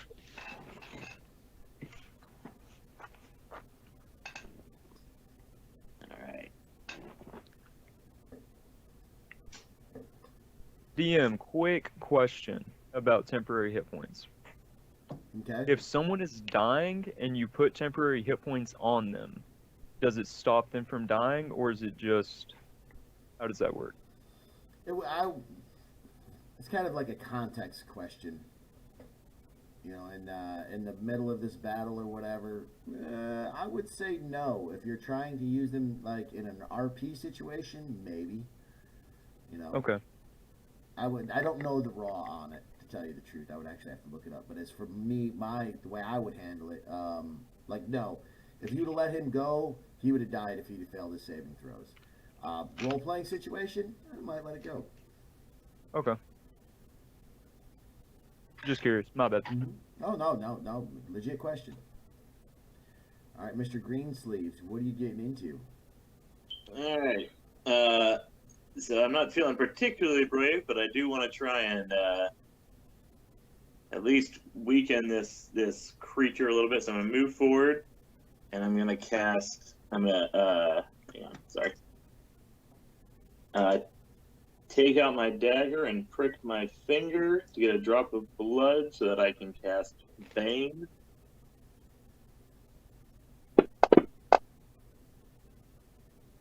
And it failed its saving throw. What does your effect do? Oh wait, yeah, saving. So then I roll for the effect.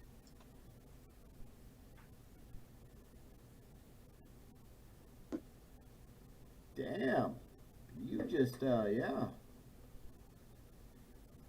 Definitely. What is this? Up to 3 creatures try to sing.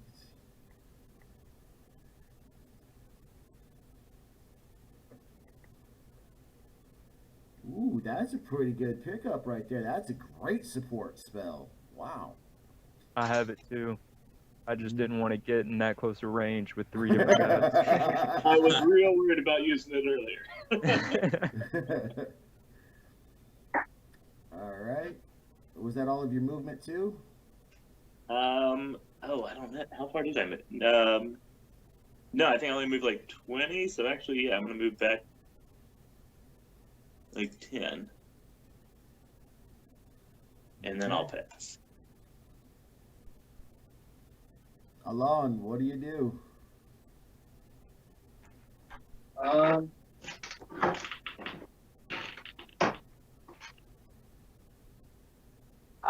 I've never played a druid before. Am I allowed to wild shape and then cast a spell? Do you have wild shape yet? Hold on. No. All right, so wild shape, you can use your action to magically assume the shape of a beast. You can use this feature twice and regain it. Deal. Boom. So at second level, the biggest thing you can turn into is a CR 1/4. Well, the dog counts as a sorry, Foreman. You were talking about using your druid shape to go starry form? Yes.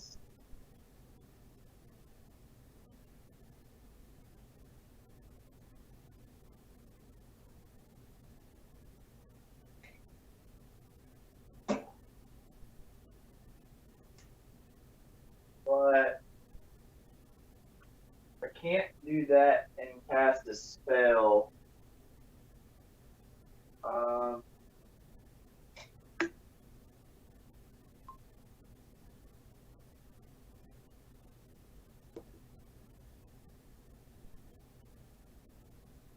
What about that and just like a normal attack? No. You can take this and move, Okay. take this, move, and do a bonus action. That's kind of cool. Alright, in that case, I'm just to healing word myself. Alphonse, you mean?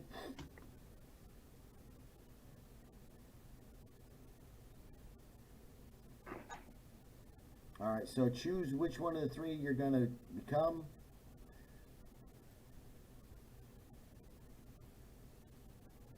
Hold on a second. Well, read your starry form again. So, okay.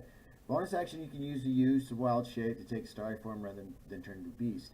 Starry form, you retain your game stats, but your body becomes luminous, your joints glimmer like stars, yada yada yada. You turn into a fucking glow stick. Unless you whenever you assume starry form, choose which of the following constellations to glimmer on your body. Your choice gives you certain benefits while in this form: archer, chalice, or dragon.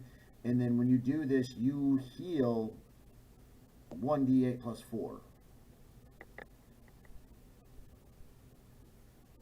So if you do this, you would heal yourself 1d8 plus 4. And then choose one of your 3 forms. And then if you want, you can cast that bonus spell. What was it? Yeah, because Healing Word's a bonus spell, right? Bonus action? Yep.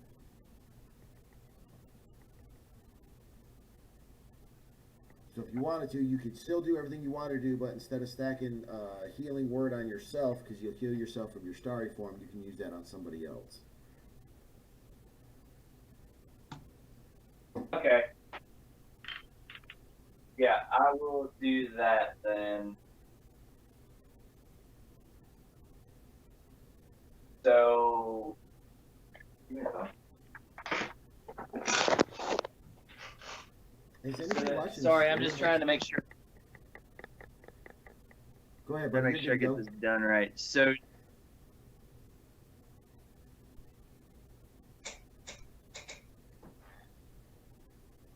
all right. So to activate Starry form, do I hit cast,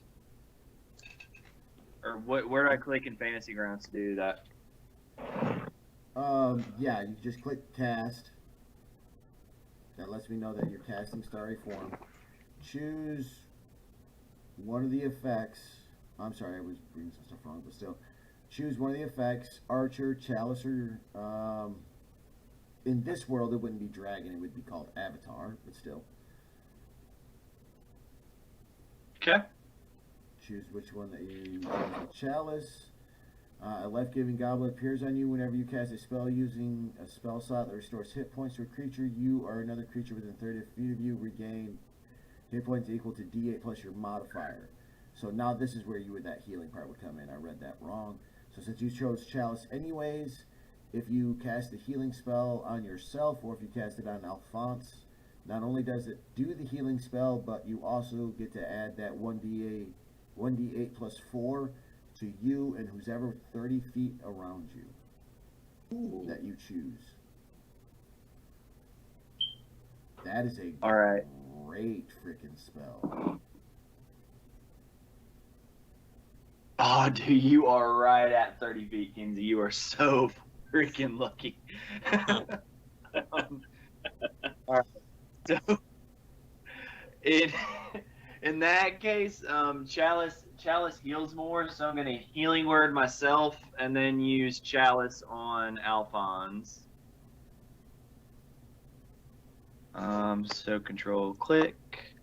So yeah, control click, target all of them people and yourself, then do the heal 1d8 4 plus self.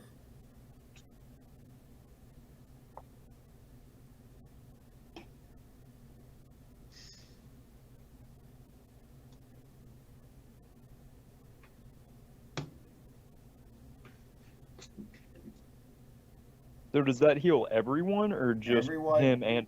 Whenever you cast a spell using a spell slot that restores hit points to a creature, you or another creature within 30 feet of you regain hit points equal to a d8 plus modifier. So anybody in that 30 feet he chooses to gets that other d8 plus 4. Okay, gotcha.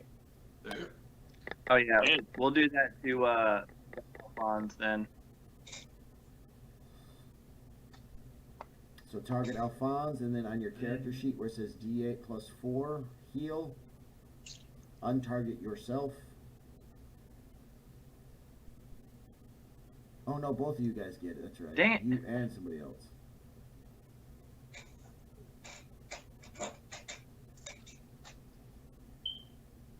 So I'm just gonna take this and Healing drop it Worded right myself. Boom. It healed the Yeah, 10 I shouldn't points have. there. I got it taken care of. Don't worry about it. Thank you. Sorry. All good. This is deceptively for a click format type game.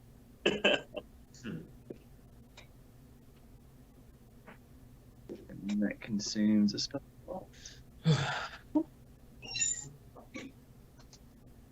Alright. And then that's all alright.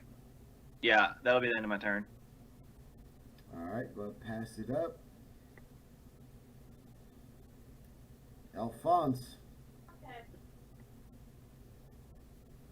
I'm going to move towards the other 4 beasts within my sights.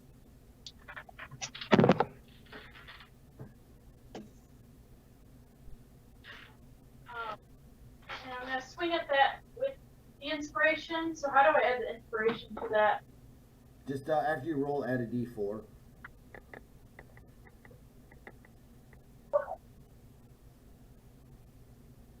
So roll normally and then just roll a d4 after? Yeah.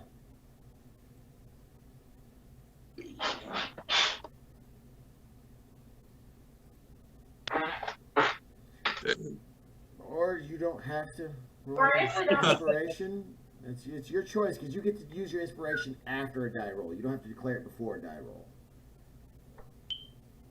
Okay. I didn't need it. Okay.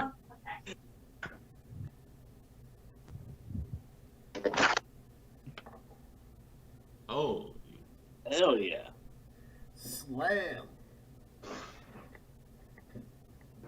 All right.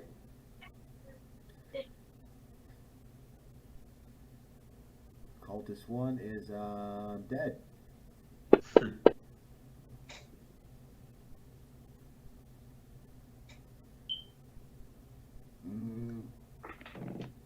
No breath weapon recharged. Going to attack this.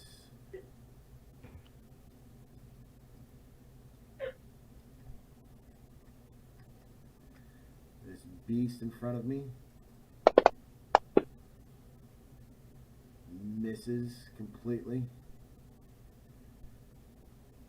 And just roars in your face, knowing that you killed its friend or demonic love partner.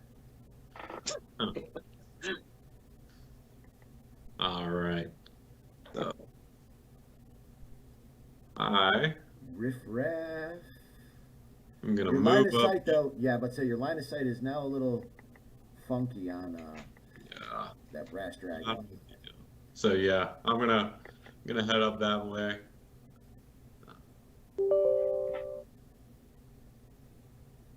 And then I'll target the dragon here.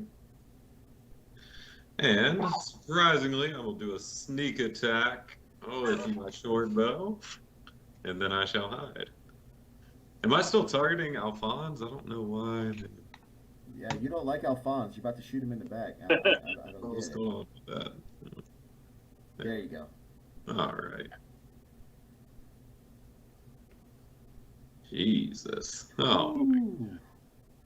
I wish I could Then I shall hide like a man.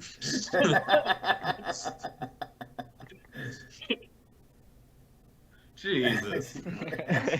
And I hide need to does reverse well. those rolls. Like, I don't know what's going on. Just wildly firing arrows into the sky and then hiding. I'm hiding in plain sight. Like, stop at just the right angle to hide behind a falling branch or something. Middle of the street. All right, if you're done, sir, pass your turn. Nope. Yeah. Oh, excuse me. Arshun. I run up to the wormling.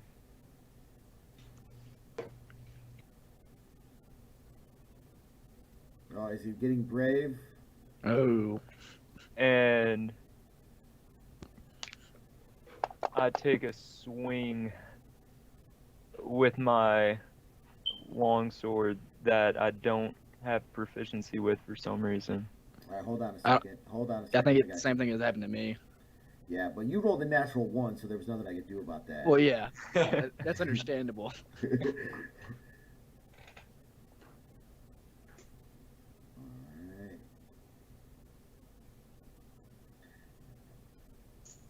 Plus, you didn't actually have it equipped. Now try. Oh, did I? Okay, well that's way worse. Can we just add a +1 to my recent 9? You still miss. You come running up, and you're for Aslan, for Narnia. And as you get close, one of its wings just bats you back, and you kind of spin around and like you know, reset yourself, and you kind of look around, and Alon's looking at you like.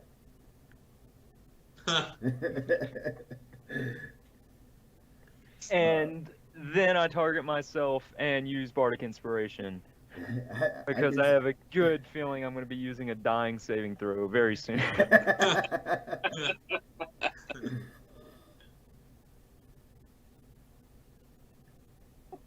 Elric Shatterstone. Right. I'm going to get as close as I can without getting too close. Because I know how it is out there. It's hard for a pin. And I'm going to target the wormling. And I'm going to throw my hand axe. Oh. Woo! Hell yeah. As it turned and batted away our shoon, it left its backside open. You come running forward and throw your hand axe as hard as you can, and it hits just right at the back of the base of its skull along its long spiny neck. The dragon twitches twice and then hits the ground, and same as the other one, a red-green mist evaporates from the dragon, disappearing upon the wind. What's everybody doing? I Oh, inhale the green red That was mist. all your moves? Green Sleeves, you're up. What are you doing?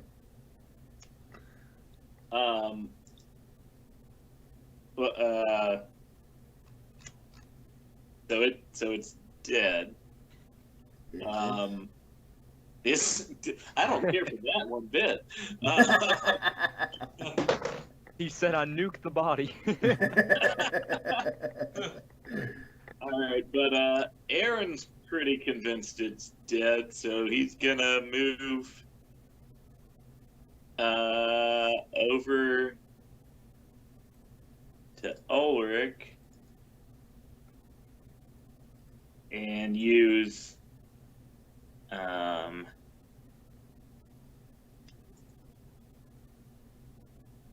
Cure Wounds now that ostensibly the battle is done.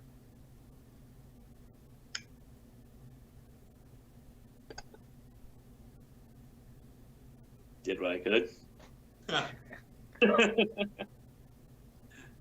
Do I still have the temporary hit points?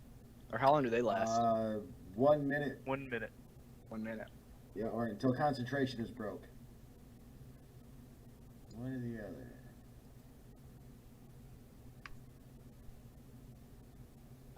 So that's what you're doing. You're heading over there like, what is going on? I'm gonna heal you, bro. Oh, mother dick. Hey, Double All right. digits. go.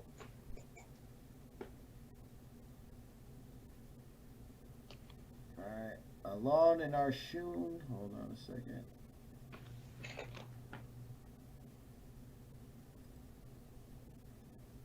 Seeing the hell out of some shit.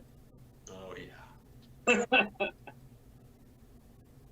Alright.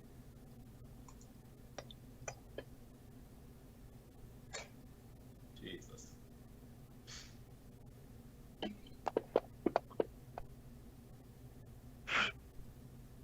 Oof.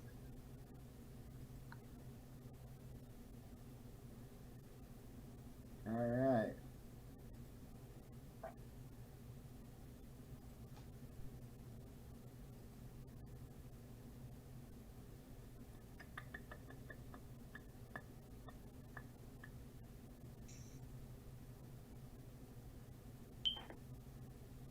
I don't like where this is going. Nope, don't like it one bit. Alright, now I gotta save resets. Alright, those two that rolled with disadvantage do not see this coming. Those of you that rolled with advantage, after Greensleeves goes over and lays his hands upon Elric to heal his wounds, come flying out of the flames is another one of those dragons. But this one is much bigger. Not nearly as the size as the one that ripped itself free from the mansion. but a bit larger than the two that you've previously faced. It is spewing fire across the the tops as it hops from building to building. It just comes into sight, emerging from some flames. If you guys haven't seen it, it's at the bottom left of your map, hidden in the smoke and fire. So Elon Hi. and Arshun are the only two that don't actually see it. Perfect turn order.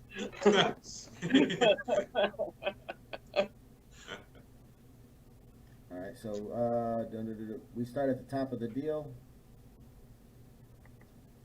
Technically, Aaron, that your initiative started this, so your healing would actually be the first round of it. All right. So go ahead and pass my turn. Then? Yes, sir. Please. Okay. All right. Alphonse, as your flail is getting ready to smash into that dragon, a nicely crafted and thrown hand axe fells it in its skull, dropping it. With an anger in your eye, you turn towards Elric, and a growl on your breath about taking Titan's kills when you hear a whoosh, whoosh, coming from the south. You turn and as you see another one of those larger winged creatures hopping through the flames. It's about 25 feet up in the air, is on the top of the building, and it's heading your way. Your rage is still boiling over at this time. What do you do?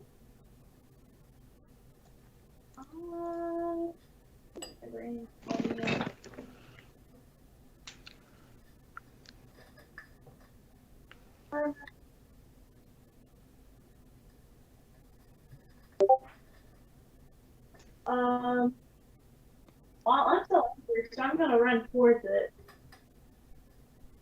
That's a good idea.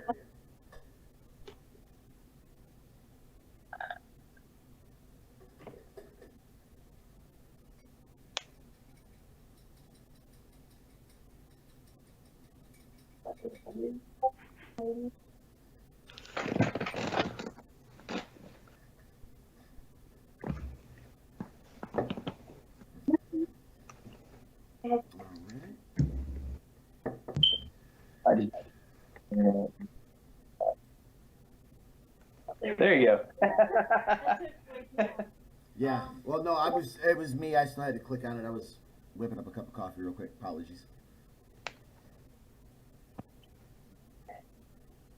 I would like to throw my other javelin at it. Go ahead and target it. I will let you know if it's going to be a disadvantage or not because of distance. Because you got to add, it's got a 30-foot arc up. Yeah. Oh yeah, you're within distance. No disadvantage.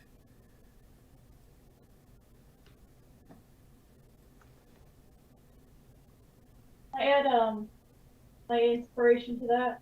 Yes, you can. Okay. Just roll a d4 and I'll add it to it.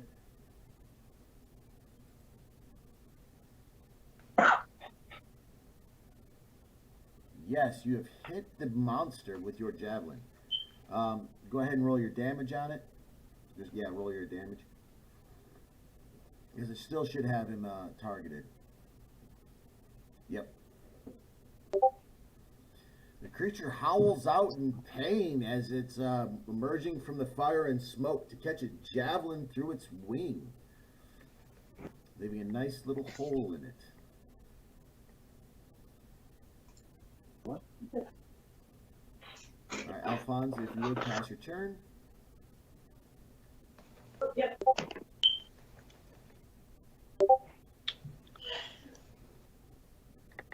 All right.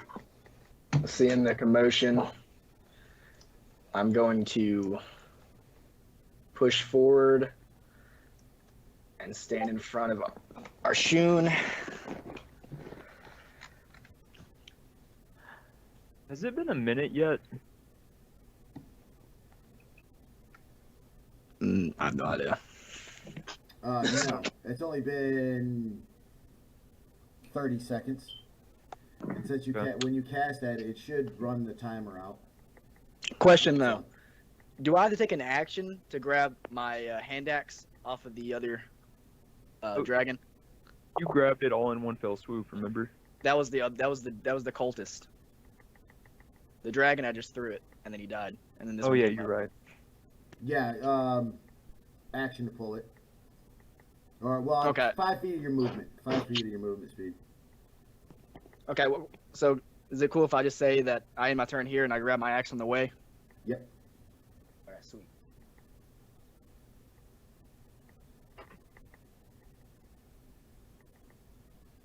One second, guys, and I'll be right back answering text for the streams. Oh, yeah, especially now it's my turn. I'm eating a barbarian. Oh, did I say that out loud?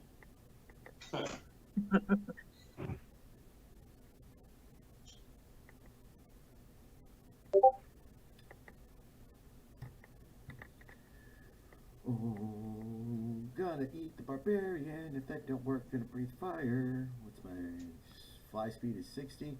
Oh yeah, I'm just gliding right down. Crunch, crunch.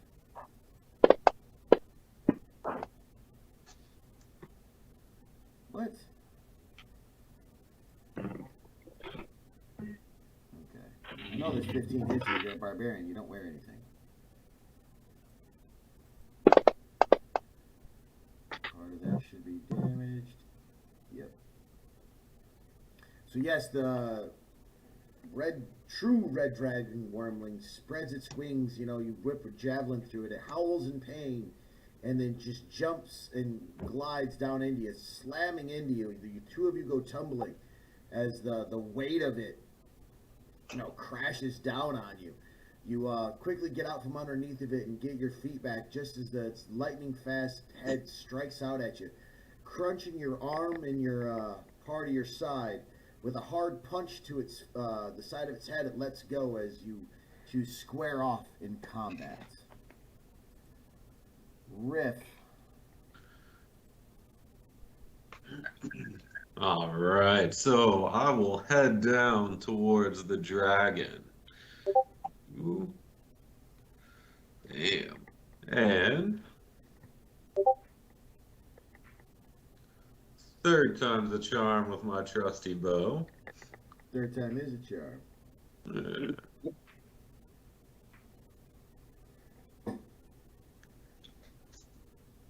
And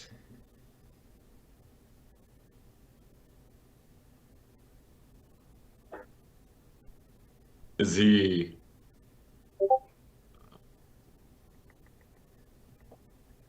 Alright. Boop, boop, boop, boop, boop. He's in combat with somebody, and you're within your range of your 60.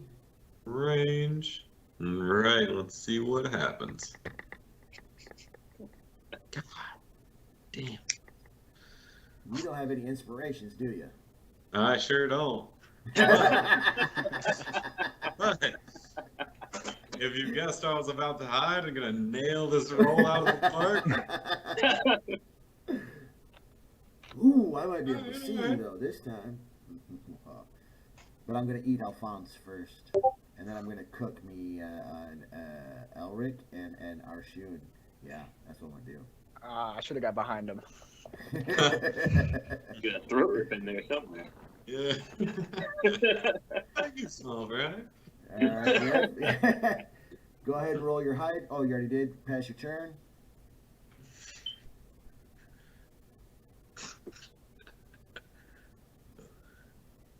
Oh, shit, yeah. Sorry.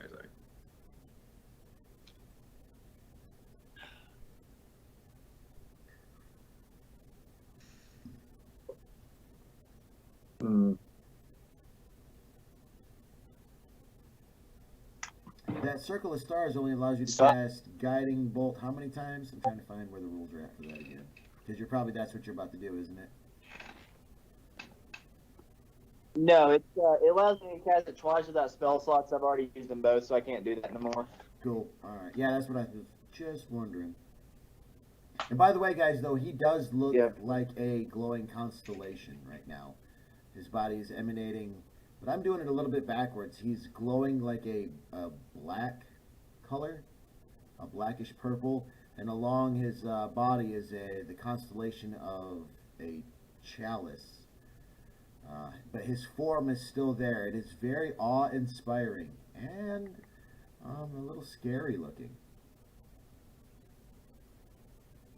A little eldritch, would you say? Yes, very, very eldritch. Yes. That's what I felt like that's what you were pushing me towards, and I love it.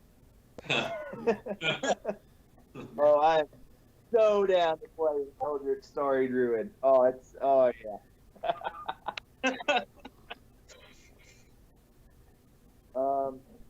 So I still don't see the dragon, right? No, you see the dragon. Now, roll me a perception. Well, hold on, let me check what your passive real quick. Oh yeah, no, you're good, dude. Yeah, your passive is like, you've got it now. You were just distracted last time. Plus, everybody pointing and going, "There's another dragon!" right there, kind of scared away. Well, regardless, I see two of my guys hurt. So I'm going to move right. Does that put me within 30 feet of you? 5, 10, 15. Yeah. I'm going to move right here. And then I'm going to cast Healing Word on Ulfric and use my Chalice effect on Alphonse.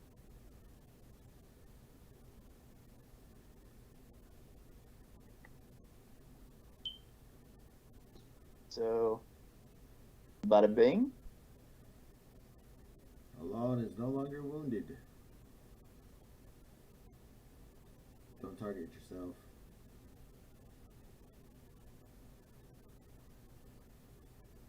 Oh. I'm running some difficulty targeting Alphonse.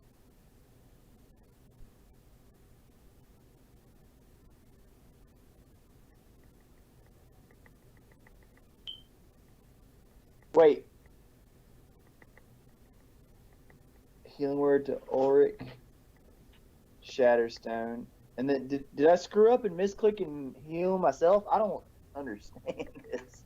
Yeah, okay, so you keep got yourself. Okay, you just targeted yourself again. Alright. Cool. Boom. Alright, no longer. Alphonse is the only one targeted. So go ahead and hit that deal.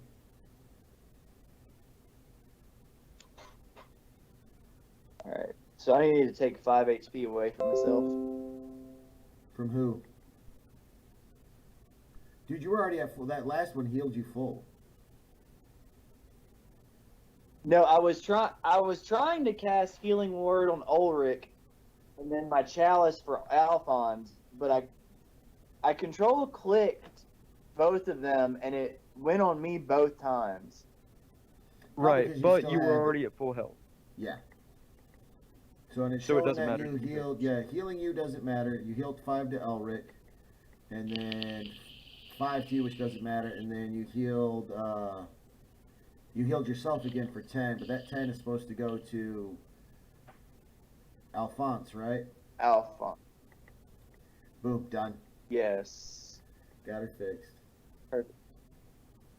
I'm not sure because none of those should have healed me. I should have only healed Ulrich and Alphonse, I thought. No, yeah, but because you were targeting yourself, it did it, but you were already at full hit points anyways, so I'm just saying I don't have to subtract anything from your standard hit points right now. Okay, perfect. Yeah, so we're good to go. So just, pass your turn in our shoe.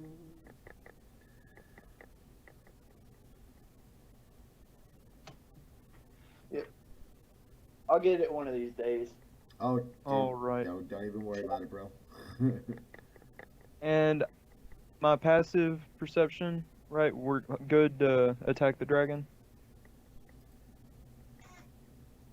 Yes. Okay, awesome. I'm going to use Bane on the dragon.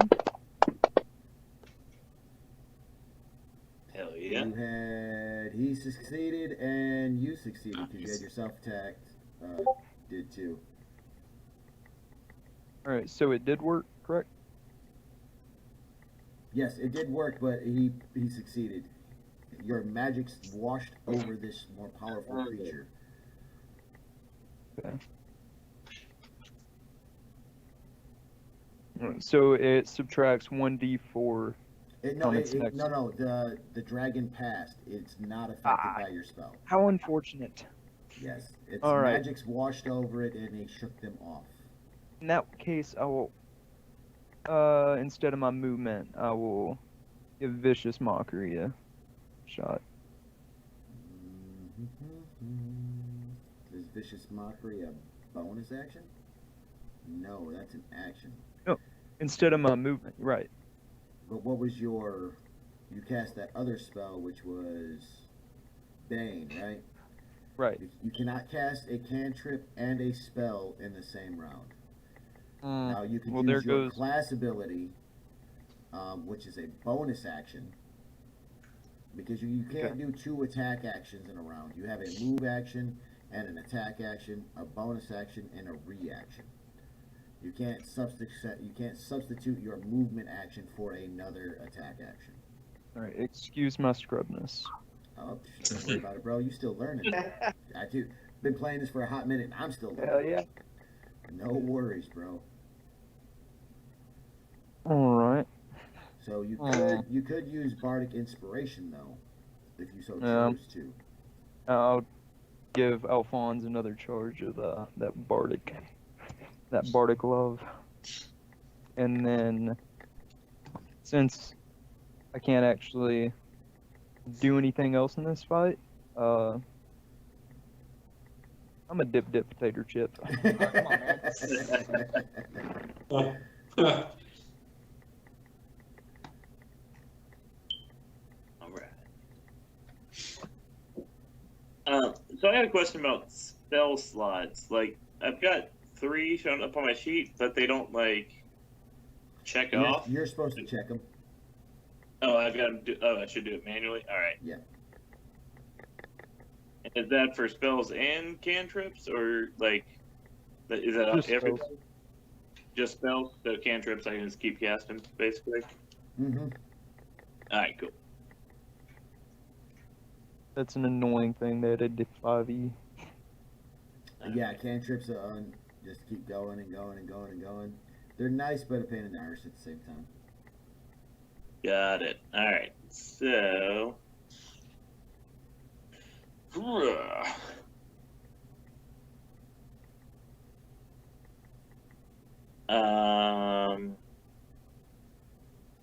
right. So I'm gonna move.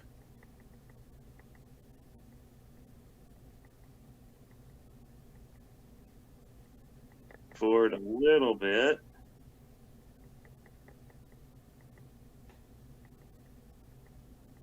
And cast Vicious Mockery.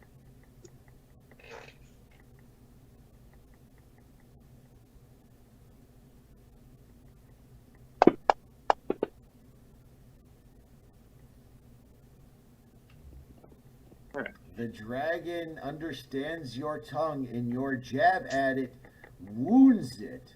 The psychic energy seems to wash over it as it squeezes its eyes in pain. What's the mockery? Oh yeah, I love dragons. Dragon these nuts across the face. Literally, the dragon's like, I've never. Oh god.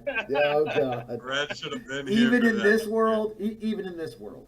Brad Piper would have loved that. Yep.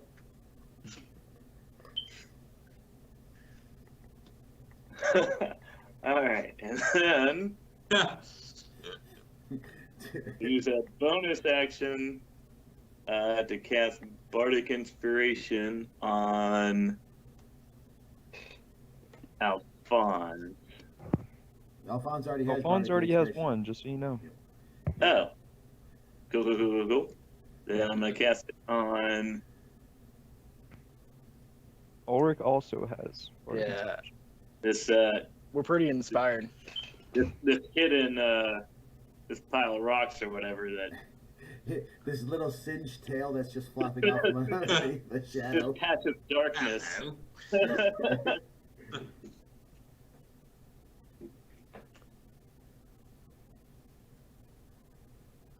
And then pass my turn. Alphonse, all of your teammates are throwing jabs and jibs, inspiring you and calling out and distracting the beast, all while focused in battle. You might have found a good group of individuals. What do you do? Well, to the surprise of nobody, I'm going to swing my flail at the dragon. One.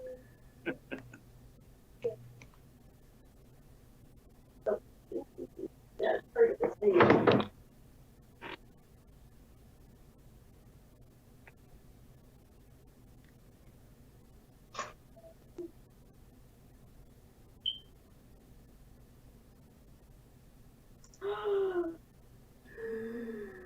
Oof.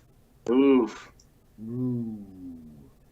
So on a piece of paper, take one note that as you go to swing your flail, the dragon moves away. The flail smashes into the ground, completely missing. The dragon slams his large clawed foot on it. And as you yank back, you can honestly feel some of the chains bending under the mass pull between the two of you as it lifts its leg up. Remember, if you roll 3 1s, that shatters weapons. If you get hit 3 crits, shatters armor. As a bonus action, I would like to spit in the face of the dragon. That is available to do. Right, hold on. Dodo, wait. Let me check something real quick before you pass your turn. Roll me an intimidation check. Hell yeah. Yeah, I didn't know that was an option. That changes everything. We're just being It's a skill. intimidating, guys? Yeah, dude, I use intimidate like crazy. All right, Oh, so sweet. all right, so yeah, you spit in its eye, and that's when it lets its foot up, like surprised that you would even, you wouldn't be struck in fear by its presence, let alone, it just pins your weapon to the ground with ease. All right, Elric. All right, I'm gonna get nice and close. And with the shiniest battle axe I got, I'm going to. It's on the ground, right? What? Yeah. Okay. Then yeah, I'm gonna swing.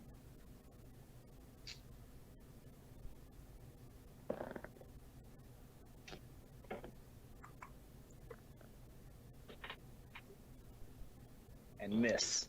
What? So for the inspiration, is that just for the attack roll, or is that for It would like be my just an actual attack added to roll. that? Yeah. So I could use it to. Yes. That's Okay. a D6.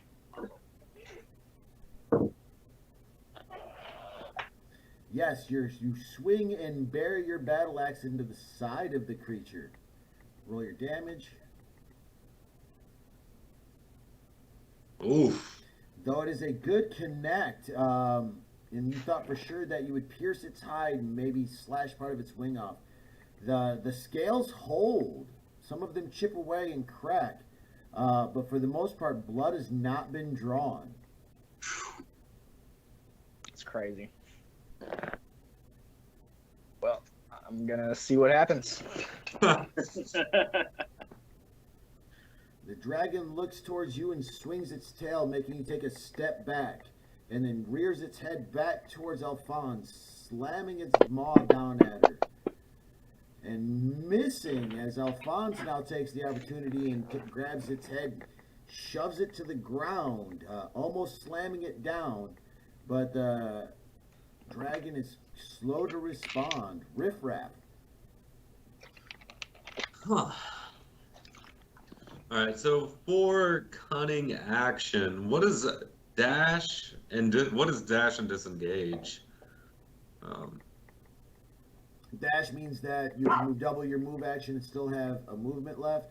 Disengage means that you can bounce without getting attacked for bouncing.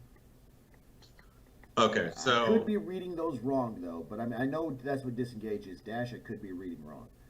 that's what I thought dash was. So essentially, I could go up, attack it, and then run back. True. I believe you can with that ability. So, taking that to heart, I will. Oh, that's on. I will move up into this space to absolutely give up on my short bow. Trying to stab this dang dragon in the heart. So, You still get advantage with your attack because you have two or more. I mean, you still get sneak attack because you have two or more allies within 5 feet attacking the same monster. yes, and it's a finesse weapon too, so Yep. it's.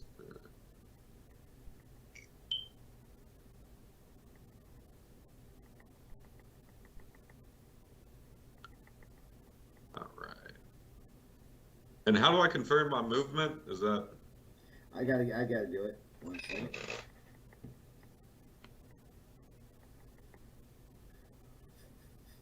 Got some people blowing up the chat tonight on a couple of different platforms, so just trying to respond real quick. oh my god. My They're all gosh. real impressed with Riff Raff. All right. Hey man, I'll see you So- later, bye. Beast, don't Instead fail me now. of the manly hide action, I will No. use the dash. And so just 30 back. Well, see, that's the thing is now I get to attack you because you're leaving my threat range. Ah. I So thought can disengage meant that you could get out That of. would mean he would have to use the disengage instead of the dash. Oh. can I hide within range? At disadvantage, I'll give you a hide. Yeah, that's fair.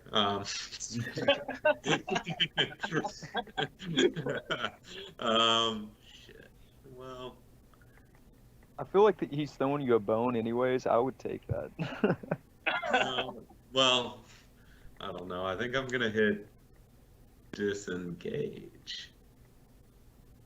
All right, so I'm gonna disengage. So straight back 30. Okay, so I can go straight back 20 before I hit the well. Yep, go back straight back 20. Ooh, in the well would be a great place to hide, though. That's how my grandpa died. He couldn't see that well. Boom. I'm dabbing hard right now. Oh my gosh. Yeah, I heard it. Oh my gosh. All right, Riff, if you would pass your turn along. I'm just checking up on something right quick. I've been looking for the answer to this for a bit, but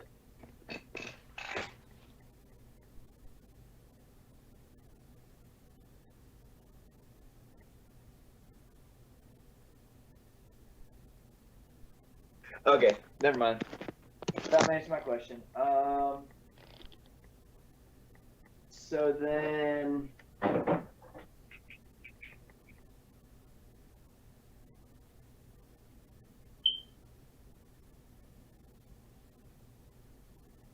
I am going to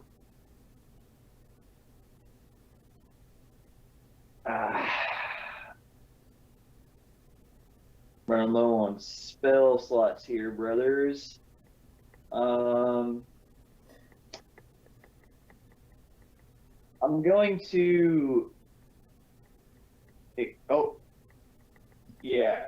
I'm going to expend my second use of Wild Shape to go to Archer form. What's that old cartoon like? Form of bear. You know what I'm talking about? The Wonder Twins? The Wonder Twins. is Wonder what it's Twins. called. That's Oh dear God. I'm gonna form of Archer, and then I'm going to dragon 25 feet, and then I'm gonna move back here and pass my turn. Okay, so hold on. Real quick, when you do this, it's activated, and as a bonus action on your subsequent. Oh, no, never mind. You're good. Yep. So yeah, you can start throwing like more weaker guiding bolts at him now. All right, pass your turn. I got it. Arshoon. Question: can you use a weapon and a cantrip in the same turn? What is the cantrip? It's you. Oh, vicious mockery. No, because those will both be attack actions. Okay. Well, I'm gonna use vicious mockery on the dragon. It failed. Ooh. Wait, vicious mockery failed, or it's saving? It's saving. When I say it failed, it means that the enemy failed. If I ever say it succeeds, that means the enemy succeeded. Okay, gotcha. Awesome. Confuses me every time. It confuses, and don't worry, dude, it confuses everybody. Yeah, I'm sorry. Like, I genuinely get confused by that every time. Yeah. Alright, roll for dealt 2 damage. And it rolls a disadvantage on its next attack. Oh, and I got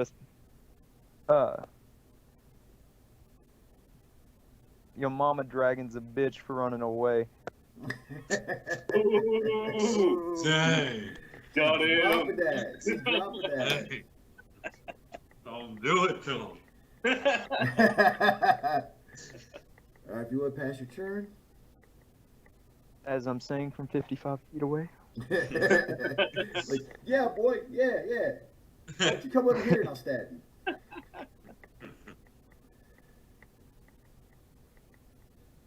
All right. I think it's had enough mockery for now.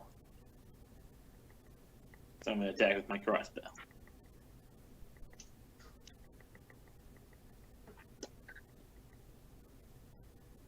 Oh, through the fray, you take aim.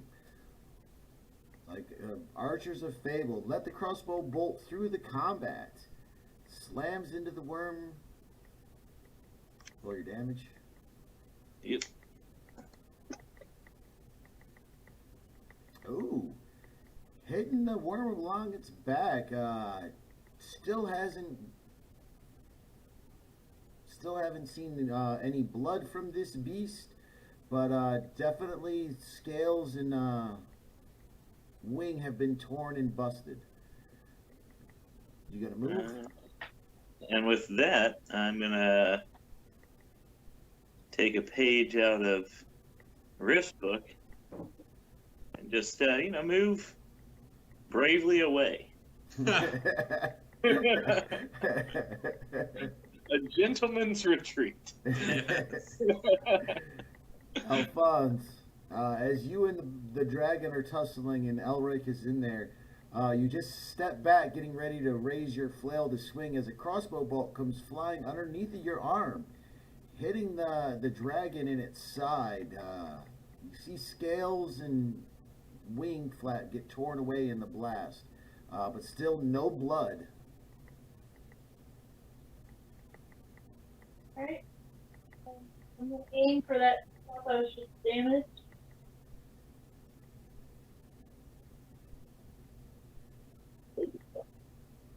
Oh! God. Oh my. Okay. Yeah. I'm gonna roll Oh, Oh yes, as you as right where you saw that crossbow bolt hit and some of the scales get busted away, you raise that flail of yours.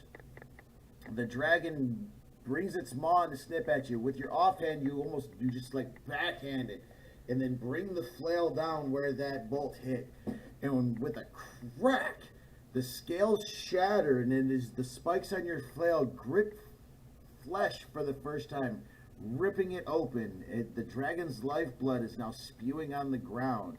It hisses as it hits the cobblestone, for its blood is boiling hot.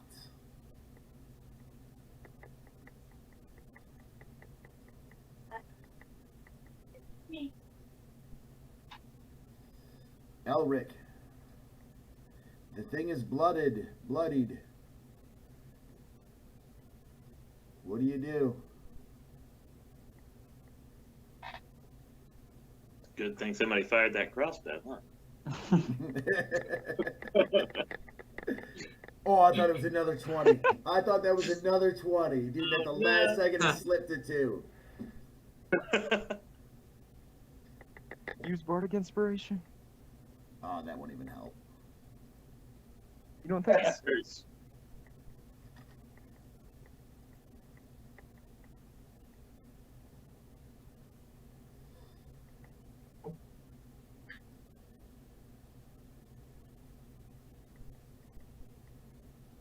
Hey, your mic might be muted, Colton. That's very unfortunate. You say it's not going to help, or Yeah. is there a chance still? Well, there's no chance, and I'll just stand there.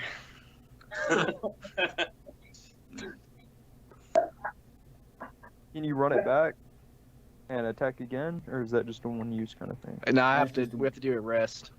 Okay.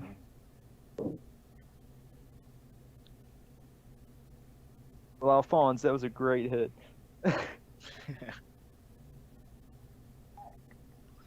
Oh, yeah, now I'm cooking Alphonse. more I out. gotta cook Alphonse. I have to cook Alphonse. After that hit, yeah, there's no way this dragon's not gonna breathe fire all over her. Oh, and Elric just got out of the way, too. Nice. Did you run the disadvantage? I'm not.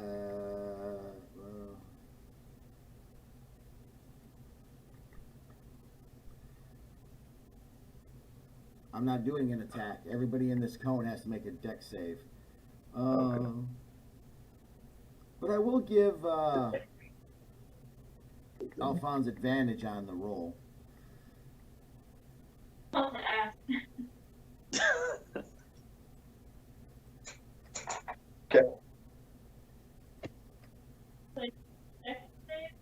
No, hold on, just wait. No, it made it. It gave you advantage for the attack from the deal. So yeah, you're good. Nope, you passed. You still only take half.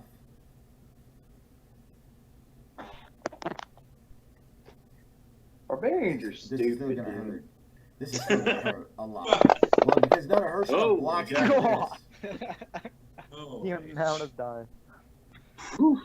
So yes, the worm breathes fire, but from the damage that it's dealt and its lifeblood spewing out its side, you turn just to the side, like almost putting it in a headlock, closing its mouth.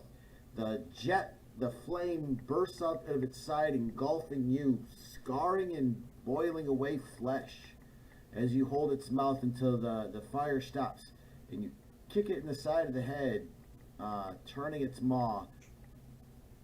Riff, what do you do? I gave up on my very trusty bow, and I regret that. I will return back to it to kill this beast. Oh. Attack this guy, and then... Holy shit. Oh my god. Oh, Trust your instincts, bro. I'm just gonna run and hide, honestly. I wish you all the best. Like, I'm done.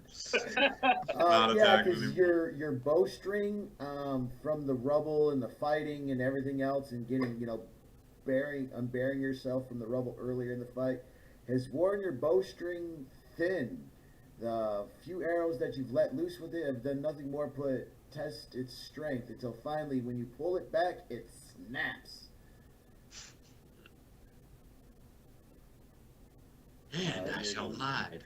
And I will become one with this water. Yes.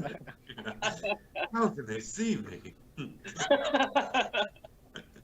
Where do I put the check mark on my bow? You would just keep some notes, remember. Gotcha. All right. So Do you have your ammo filled in on that? yeah, it auto fills it on it, which is nice. But Did he not get the longbow, the magic longbow? No, they were No. arrows. I got the arrows, and I figured since I'm not hitting shit, I wasn't gonna waste them. So Well, I mean, like that's why I asked about spell slots, because like when I use my crossbow, it automatically checks off. It does, When I it use does, both. but spell slots are weird, man, because you can use spell slots for other things instead of just casting a spell. all right. So it's not Nope. really that way. Are your arrows not automatically checking off? Jesus Christ.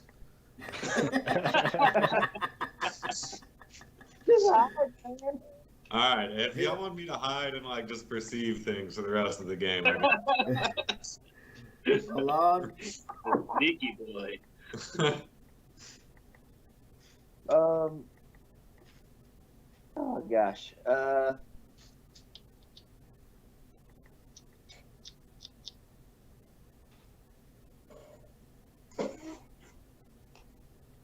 How do I find the range on my archer attack? Is it 30 feet or 60 feet?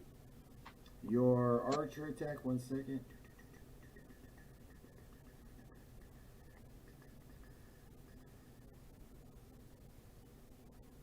One creature 60 feet. On the hit, the attack deals D8 radiant.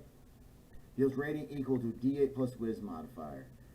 So that would be a D8 plus 4. And your attack, it's going to be plus 4 to hit. That's what it should have under your spells. Yep, attack plus 4. And then your radiant D8 plus 4. Yep, it's already got it all figured out. Cool. Alright, sweet. So then, seeing the scale of bursted force from the crossbow bolt and Alphonse's mace, I'm gonna take aim and fire my starry bow. Let's control quick feedback. Okay, let's unclick Alphonse. I only have the wormling targeted now, right? Yes.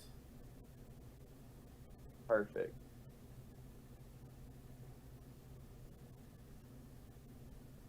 That's not what I wanted to do.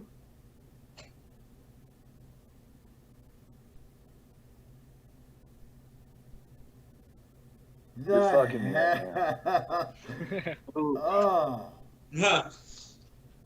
Using this How power does, for the first time, just awakening to its ability. You come forth and then try to form the arrow in your mind's eye, pulling from all the lights that flicker across your chest. The arrow starts to form, and as you rear back, like you lose your concentration, but for a split second, and the arrow explodes around your head. Luckily, it's radiant energy made up of yourself, or that could have been bad. You can still move. I'll use my bonus action to use a healing word on Alphonse then.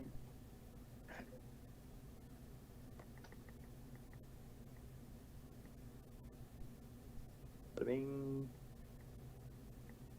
Bada boom.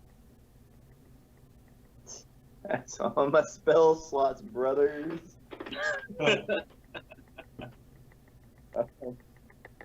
Hope y'all got health potions.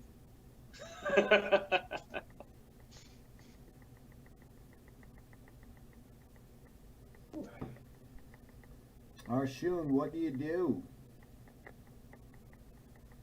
I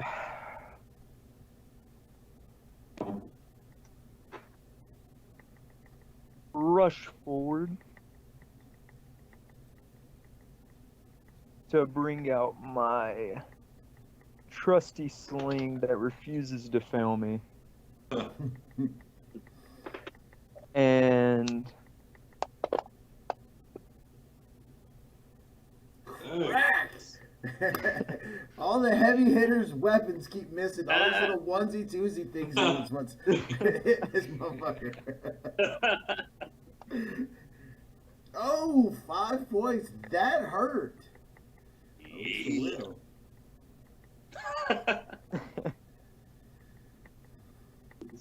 More of its scales get chipped from its backside as a sling bolt slams into it. and that's about all I got, boys. So Going much better than me. All right, so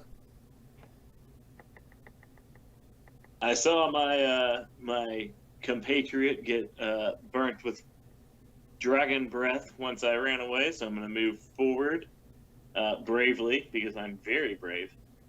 Very convincing. Thanks, buddy.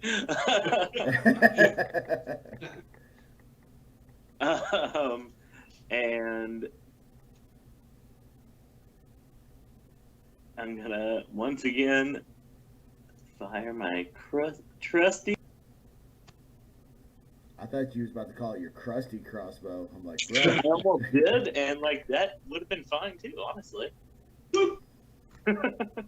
Hey, getting a vicious whisper in there too, huh?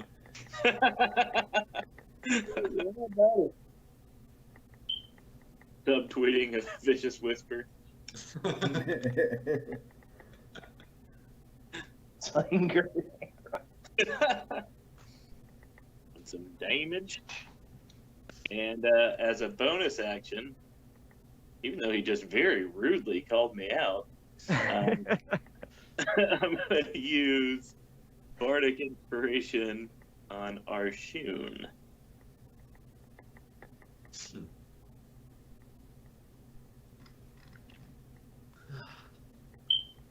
And then I think I only moved 25, so I'm also going to do a quick gentleman's retreat. And a very brave retreat, and then quit my turn. Alphonse. Right.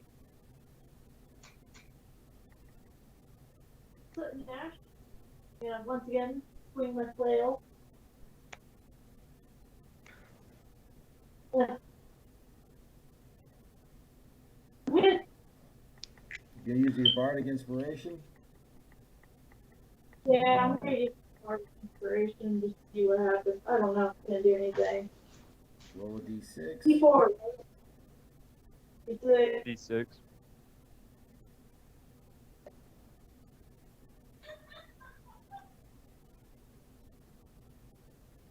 Oh, you just wasn't enough.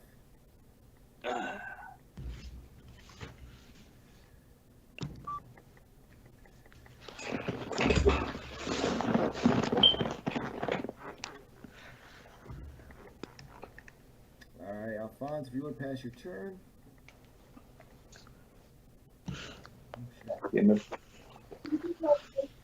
Ulrich has a 1 to roll, if you would.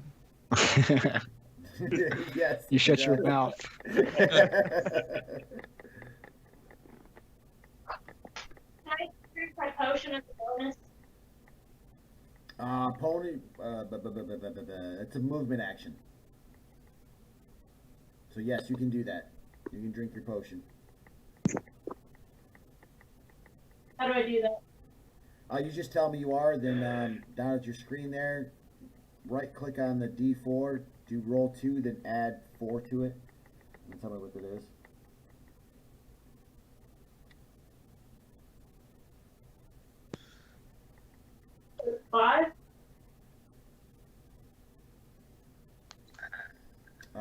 So Oh, you were supposed to roll 2d4. that's Sorry. all good. So 3 plus 4 is 7. So you only got 2 wounds. Got you squared away, Alphonse.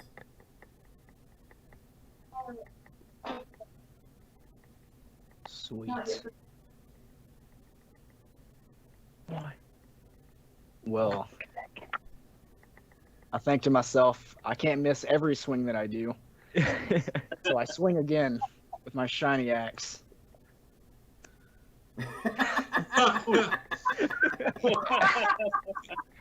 Uh,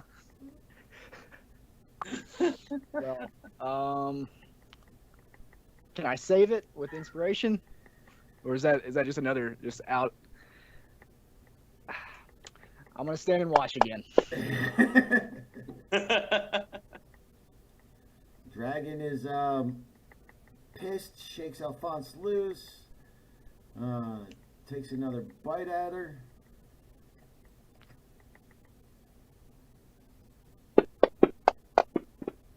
Oh! Oh, Oh, Revenge is Alphonse is had. nice. Oh, wow. Alphonse swings and hits. The back and forth between these two has been of epic proportions. Alphonse overswings and the dragon bites down upon the shoulder, chest, and back, lifting Alphonse from the ground and slamming him to the cobblestone, shaking them as a dog would a freshly caught rabbit. Spewing Alphonse back on the street, it flaps its wings in strength. Riff, what do? You just watch Alphonse get snatched up and tossed around. well, I've gotta hit him with my arrow this time. Like, statistically, I cannot miss again. Hey, that's what I thought. Okay. Yeah, I mean, between me and you, Ulrich, like, yeah, I One mean, of us one hit of him. us. Yeah, if you didn't hit him, I have to now. Like, that's. God. You have a bardic inspiration. Oh, yeah. How do I roll the bardic inspiration? Just roll Just a d6. D6? You hit. Ha! yeah. That was for you, Ulrich. Send it up. You didn't turn on your sneak attack. What? Oh.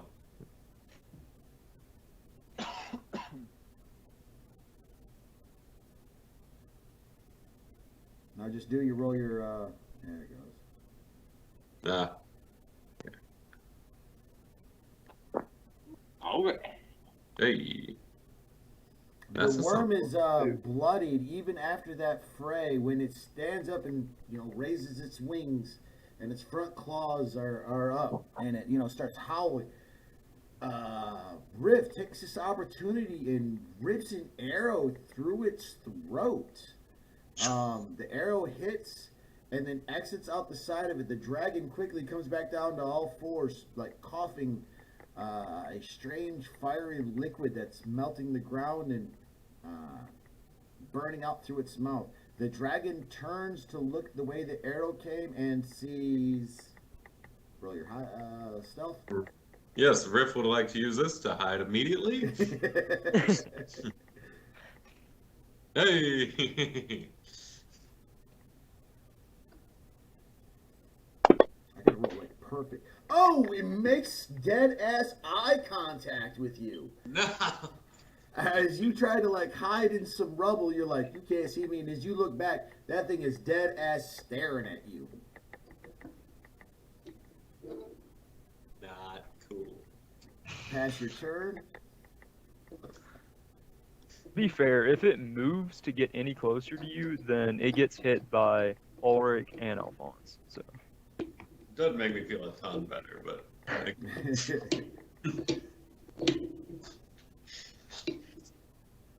Alon? All right. After the dysfunction of an attack last turn, I'm going to whisper, eyes, eyes, grant me eyes, and take aim with my bow again and fire at the wormling. Not being that guy, but he's behind the statue. Yeah. Oh. No, that was a We're good call. all I the didn't same team. realize it. All right, so I moved 2.5 feet, so I still have. God, nobody was being that guy. All right. Wait a Damn. minute, that was at a 15. What the fuck? That thing stopped on a 15 on my screen and then turned to an 11 at the end? Yeah, I seen You 15. did on mine. Yeah. Fantasy Ground said, fuck you, bro. We put pure random into this one.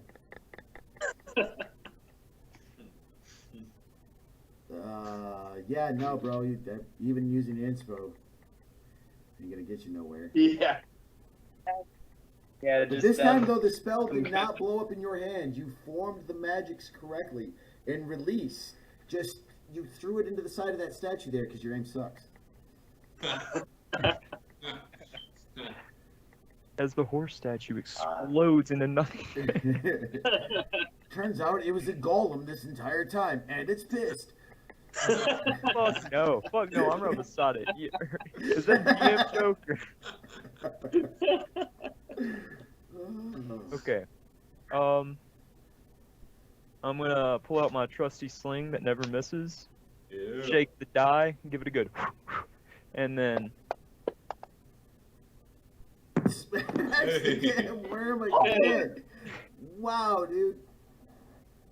Ulrich, bro, this bard is showing you up with his sling. Like, Listen. I mean, he's got the swing that never misses. Got a new tank. Oh, the dragon is it's making eye contact with Riff.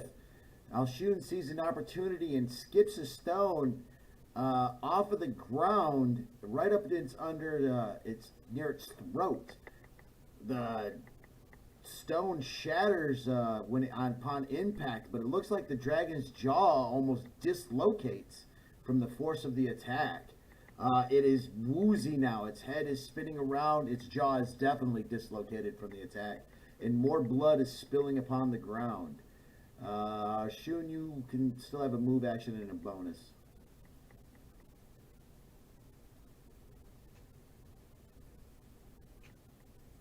Not getting breathed on, not getting breathed on.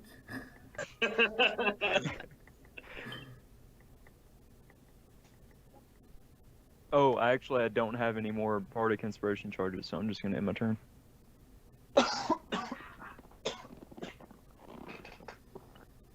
Green sleeves. All right. So, inspired by the sling that never misses, I'm going to use the crossbow that also never misses.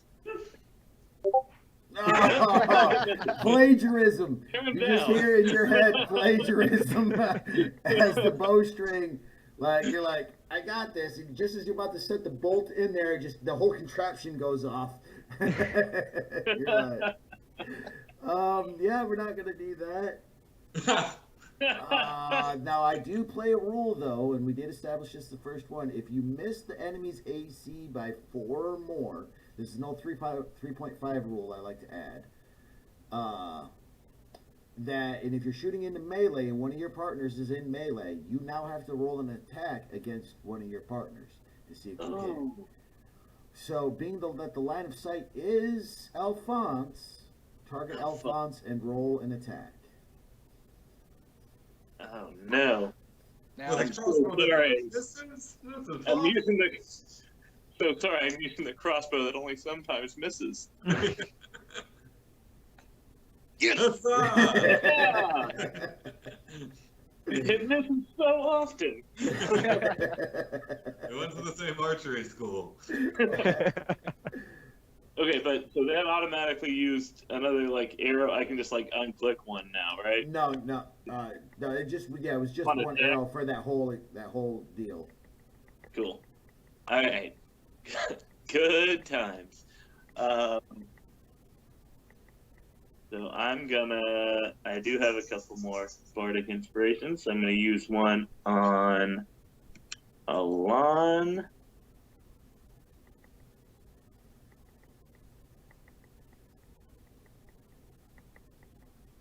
And move over here.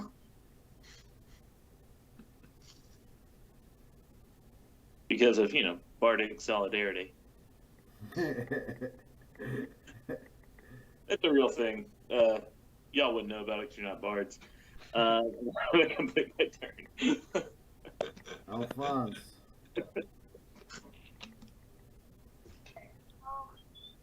How bad is Dragon looking now? Its lifeblood is bleeding from its side. Its jaw is dislocated. Its wings are shredded. Multiple scabs, busted away scales upon it. But its red and green eyes still glow with the hatred, looking to sink its maw onto your flesh yet still.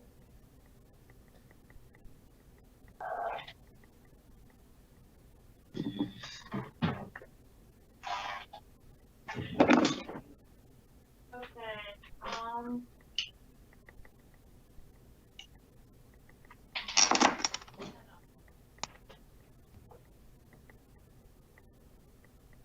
So I mean,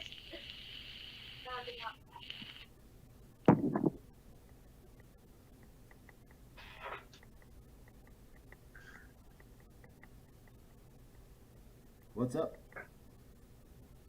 I'm gonna do something reckless. Do something crazy. Do something Reckless crazy. attack. Got you. Is that coded? Yep. So just go ahead and target yourself, hit the effect, then roll your attack, and it should do it automatically.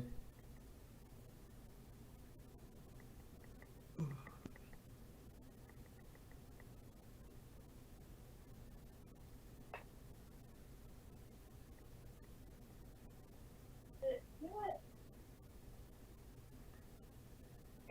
No, you still got the red dragon targeted. There you go. Did I get myself targeted? Yep, you untargeted yourself.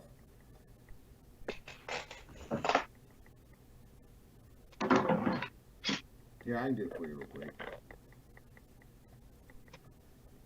Yeah, it's self-targeting. Okay. Whoops. Okay. Alright, yep, you're good to go. Swing away! Oh, you just untargeted the dragon. There you go. Swing away with your mighty flail.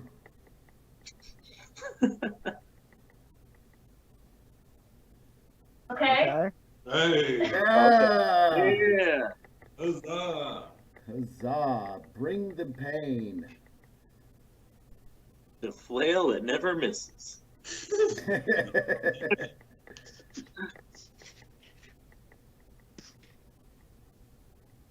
Oh! Okay. Yeah. Oh! Go, go, go, go, go, go, go. The red wormling spinning, turning, still snapping away as it sidesteps and stumbles. The red and green energy that's cast around starts slowly leaking from its corpse.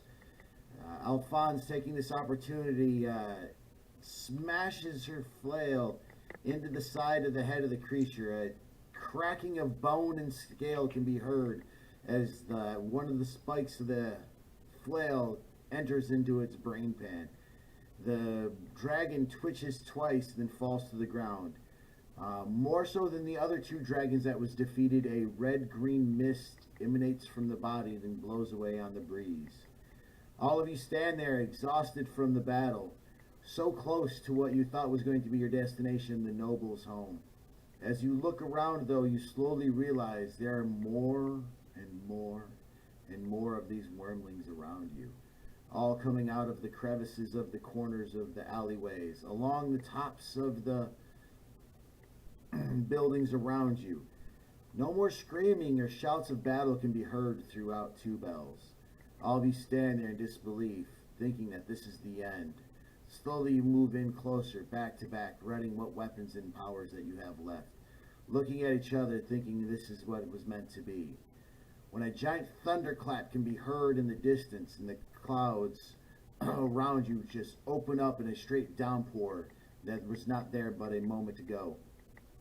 The dragons hiss and flap their wings in protest as the flames of destruction are being washed away.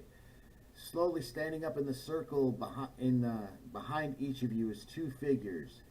A woman in all black, wearing plate mail, carrying a ravaging-looking greatsword and a tower shield in one hand. Standing next to her is a man of fair build but of giant size, corded, bulging muscles, wielding two large war hammers. And the whisper can be heard amongst all of you. Well, sister, it seems you were correct. And with lightning speed, the two individuals disappear and start laying waste to the city around them, slaughtering all the wormlings as they go by. Who are these people? What has happened to our friends in the town of Two Bells? Has something happened that is going all around the world? And are these figures friends or foes? Catch us next Thursday as we continue the Fall of Brewtannia on Thursday Night Brew. I'm DM Ford Stillwater. I hope you all had a great time. Players, I hope you all enjoyed everything that was going on tonight. And yeah, man, it was a heck of a fight. I was weary about throwing in that last battle, but I felt you guys needed that last little kick because it was just too easy. What do you guys think? Heck yeah. I think the dragon was the second wormling battle was nice. Yeah. Yeah. Before that came out, I was like, we did better against two wormlings than we did against like two cultists last week. We aren't that good at this game. Like, dude, we just spoke these dragons. This DM ain't got shit. Oh yeah, I got something for you. Wait one. All right. So, players, I want to just say thank you for y'all coming out and making time out your week to do this, back to back. We try to do it every other week. Appreciate y'all working with my schedule. Everybody that watched, appreciate you guys watching. And again, I just want to give a shout out to my brother Jason Shanks, a good buddy of mine, Logan Taylor. Happy birthday to both you guys. And with that, players, everybody say good night. Good night.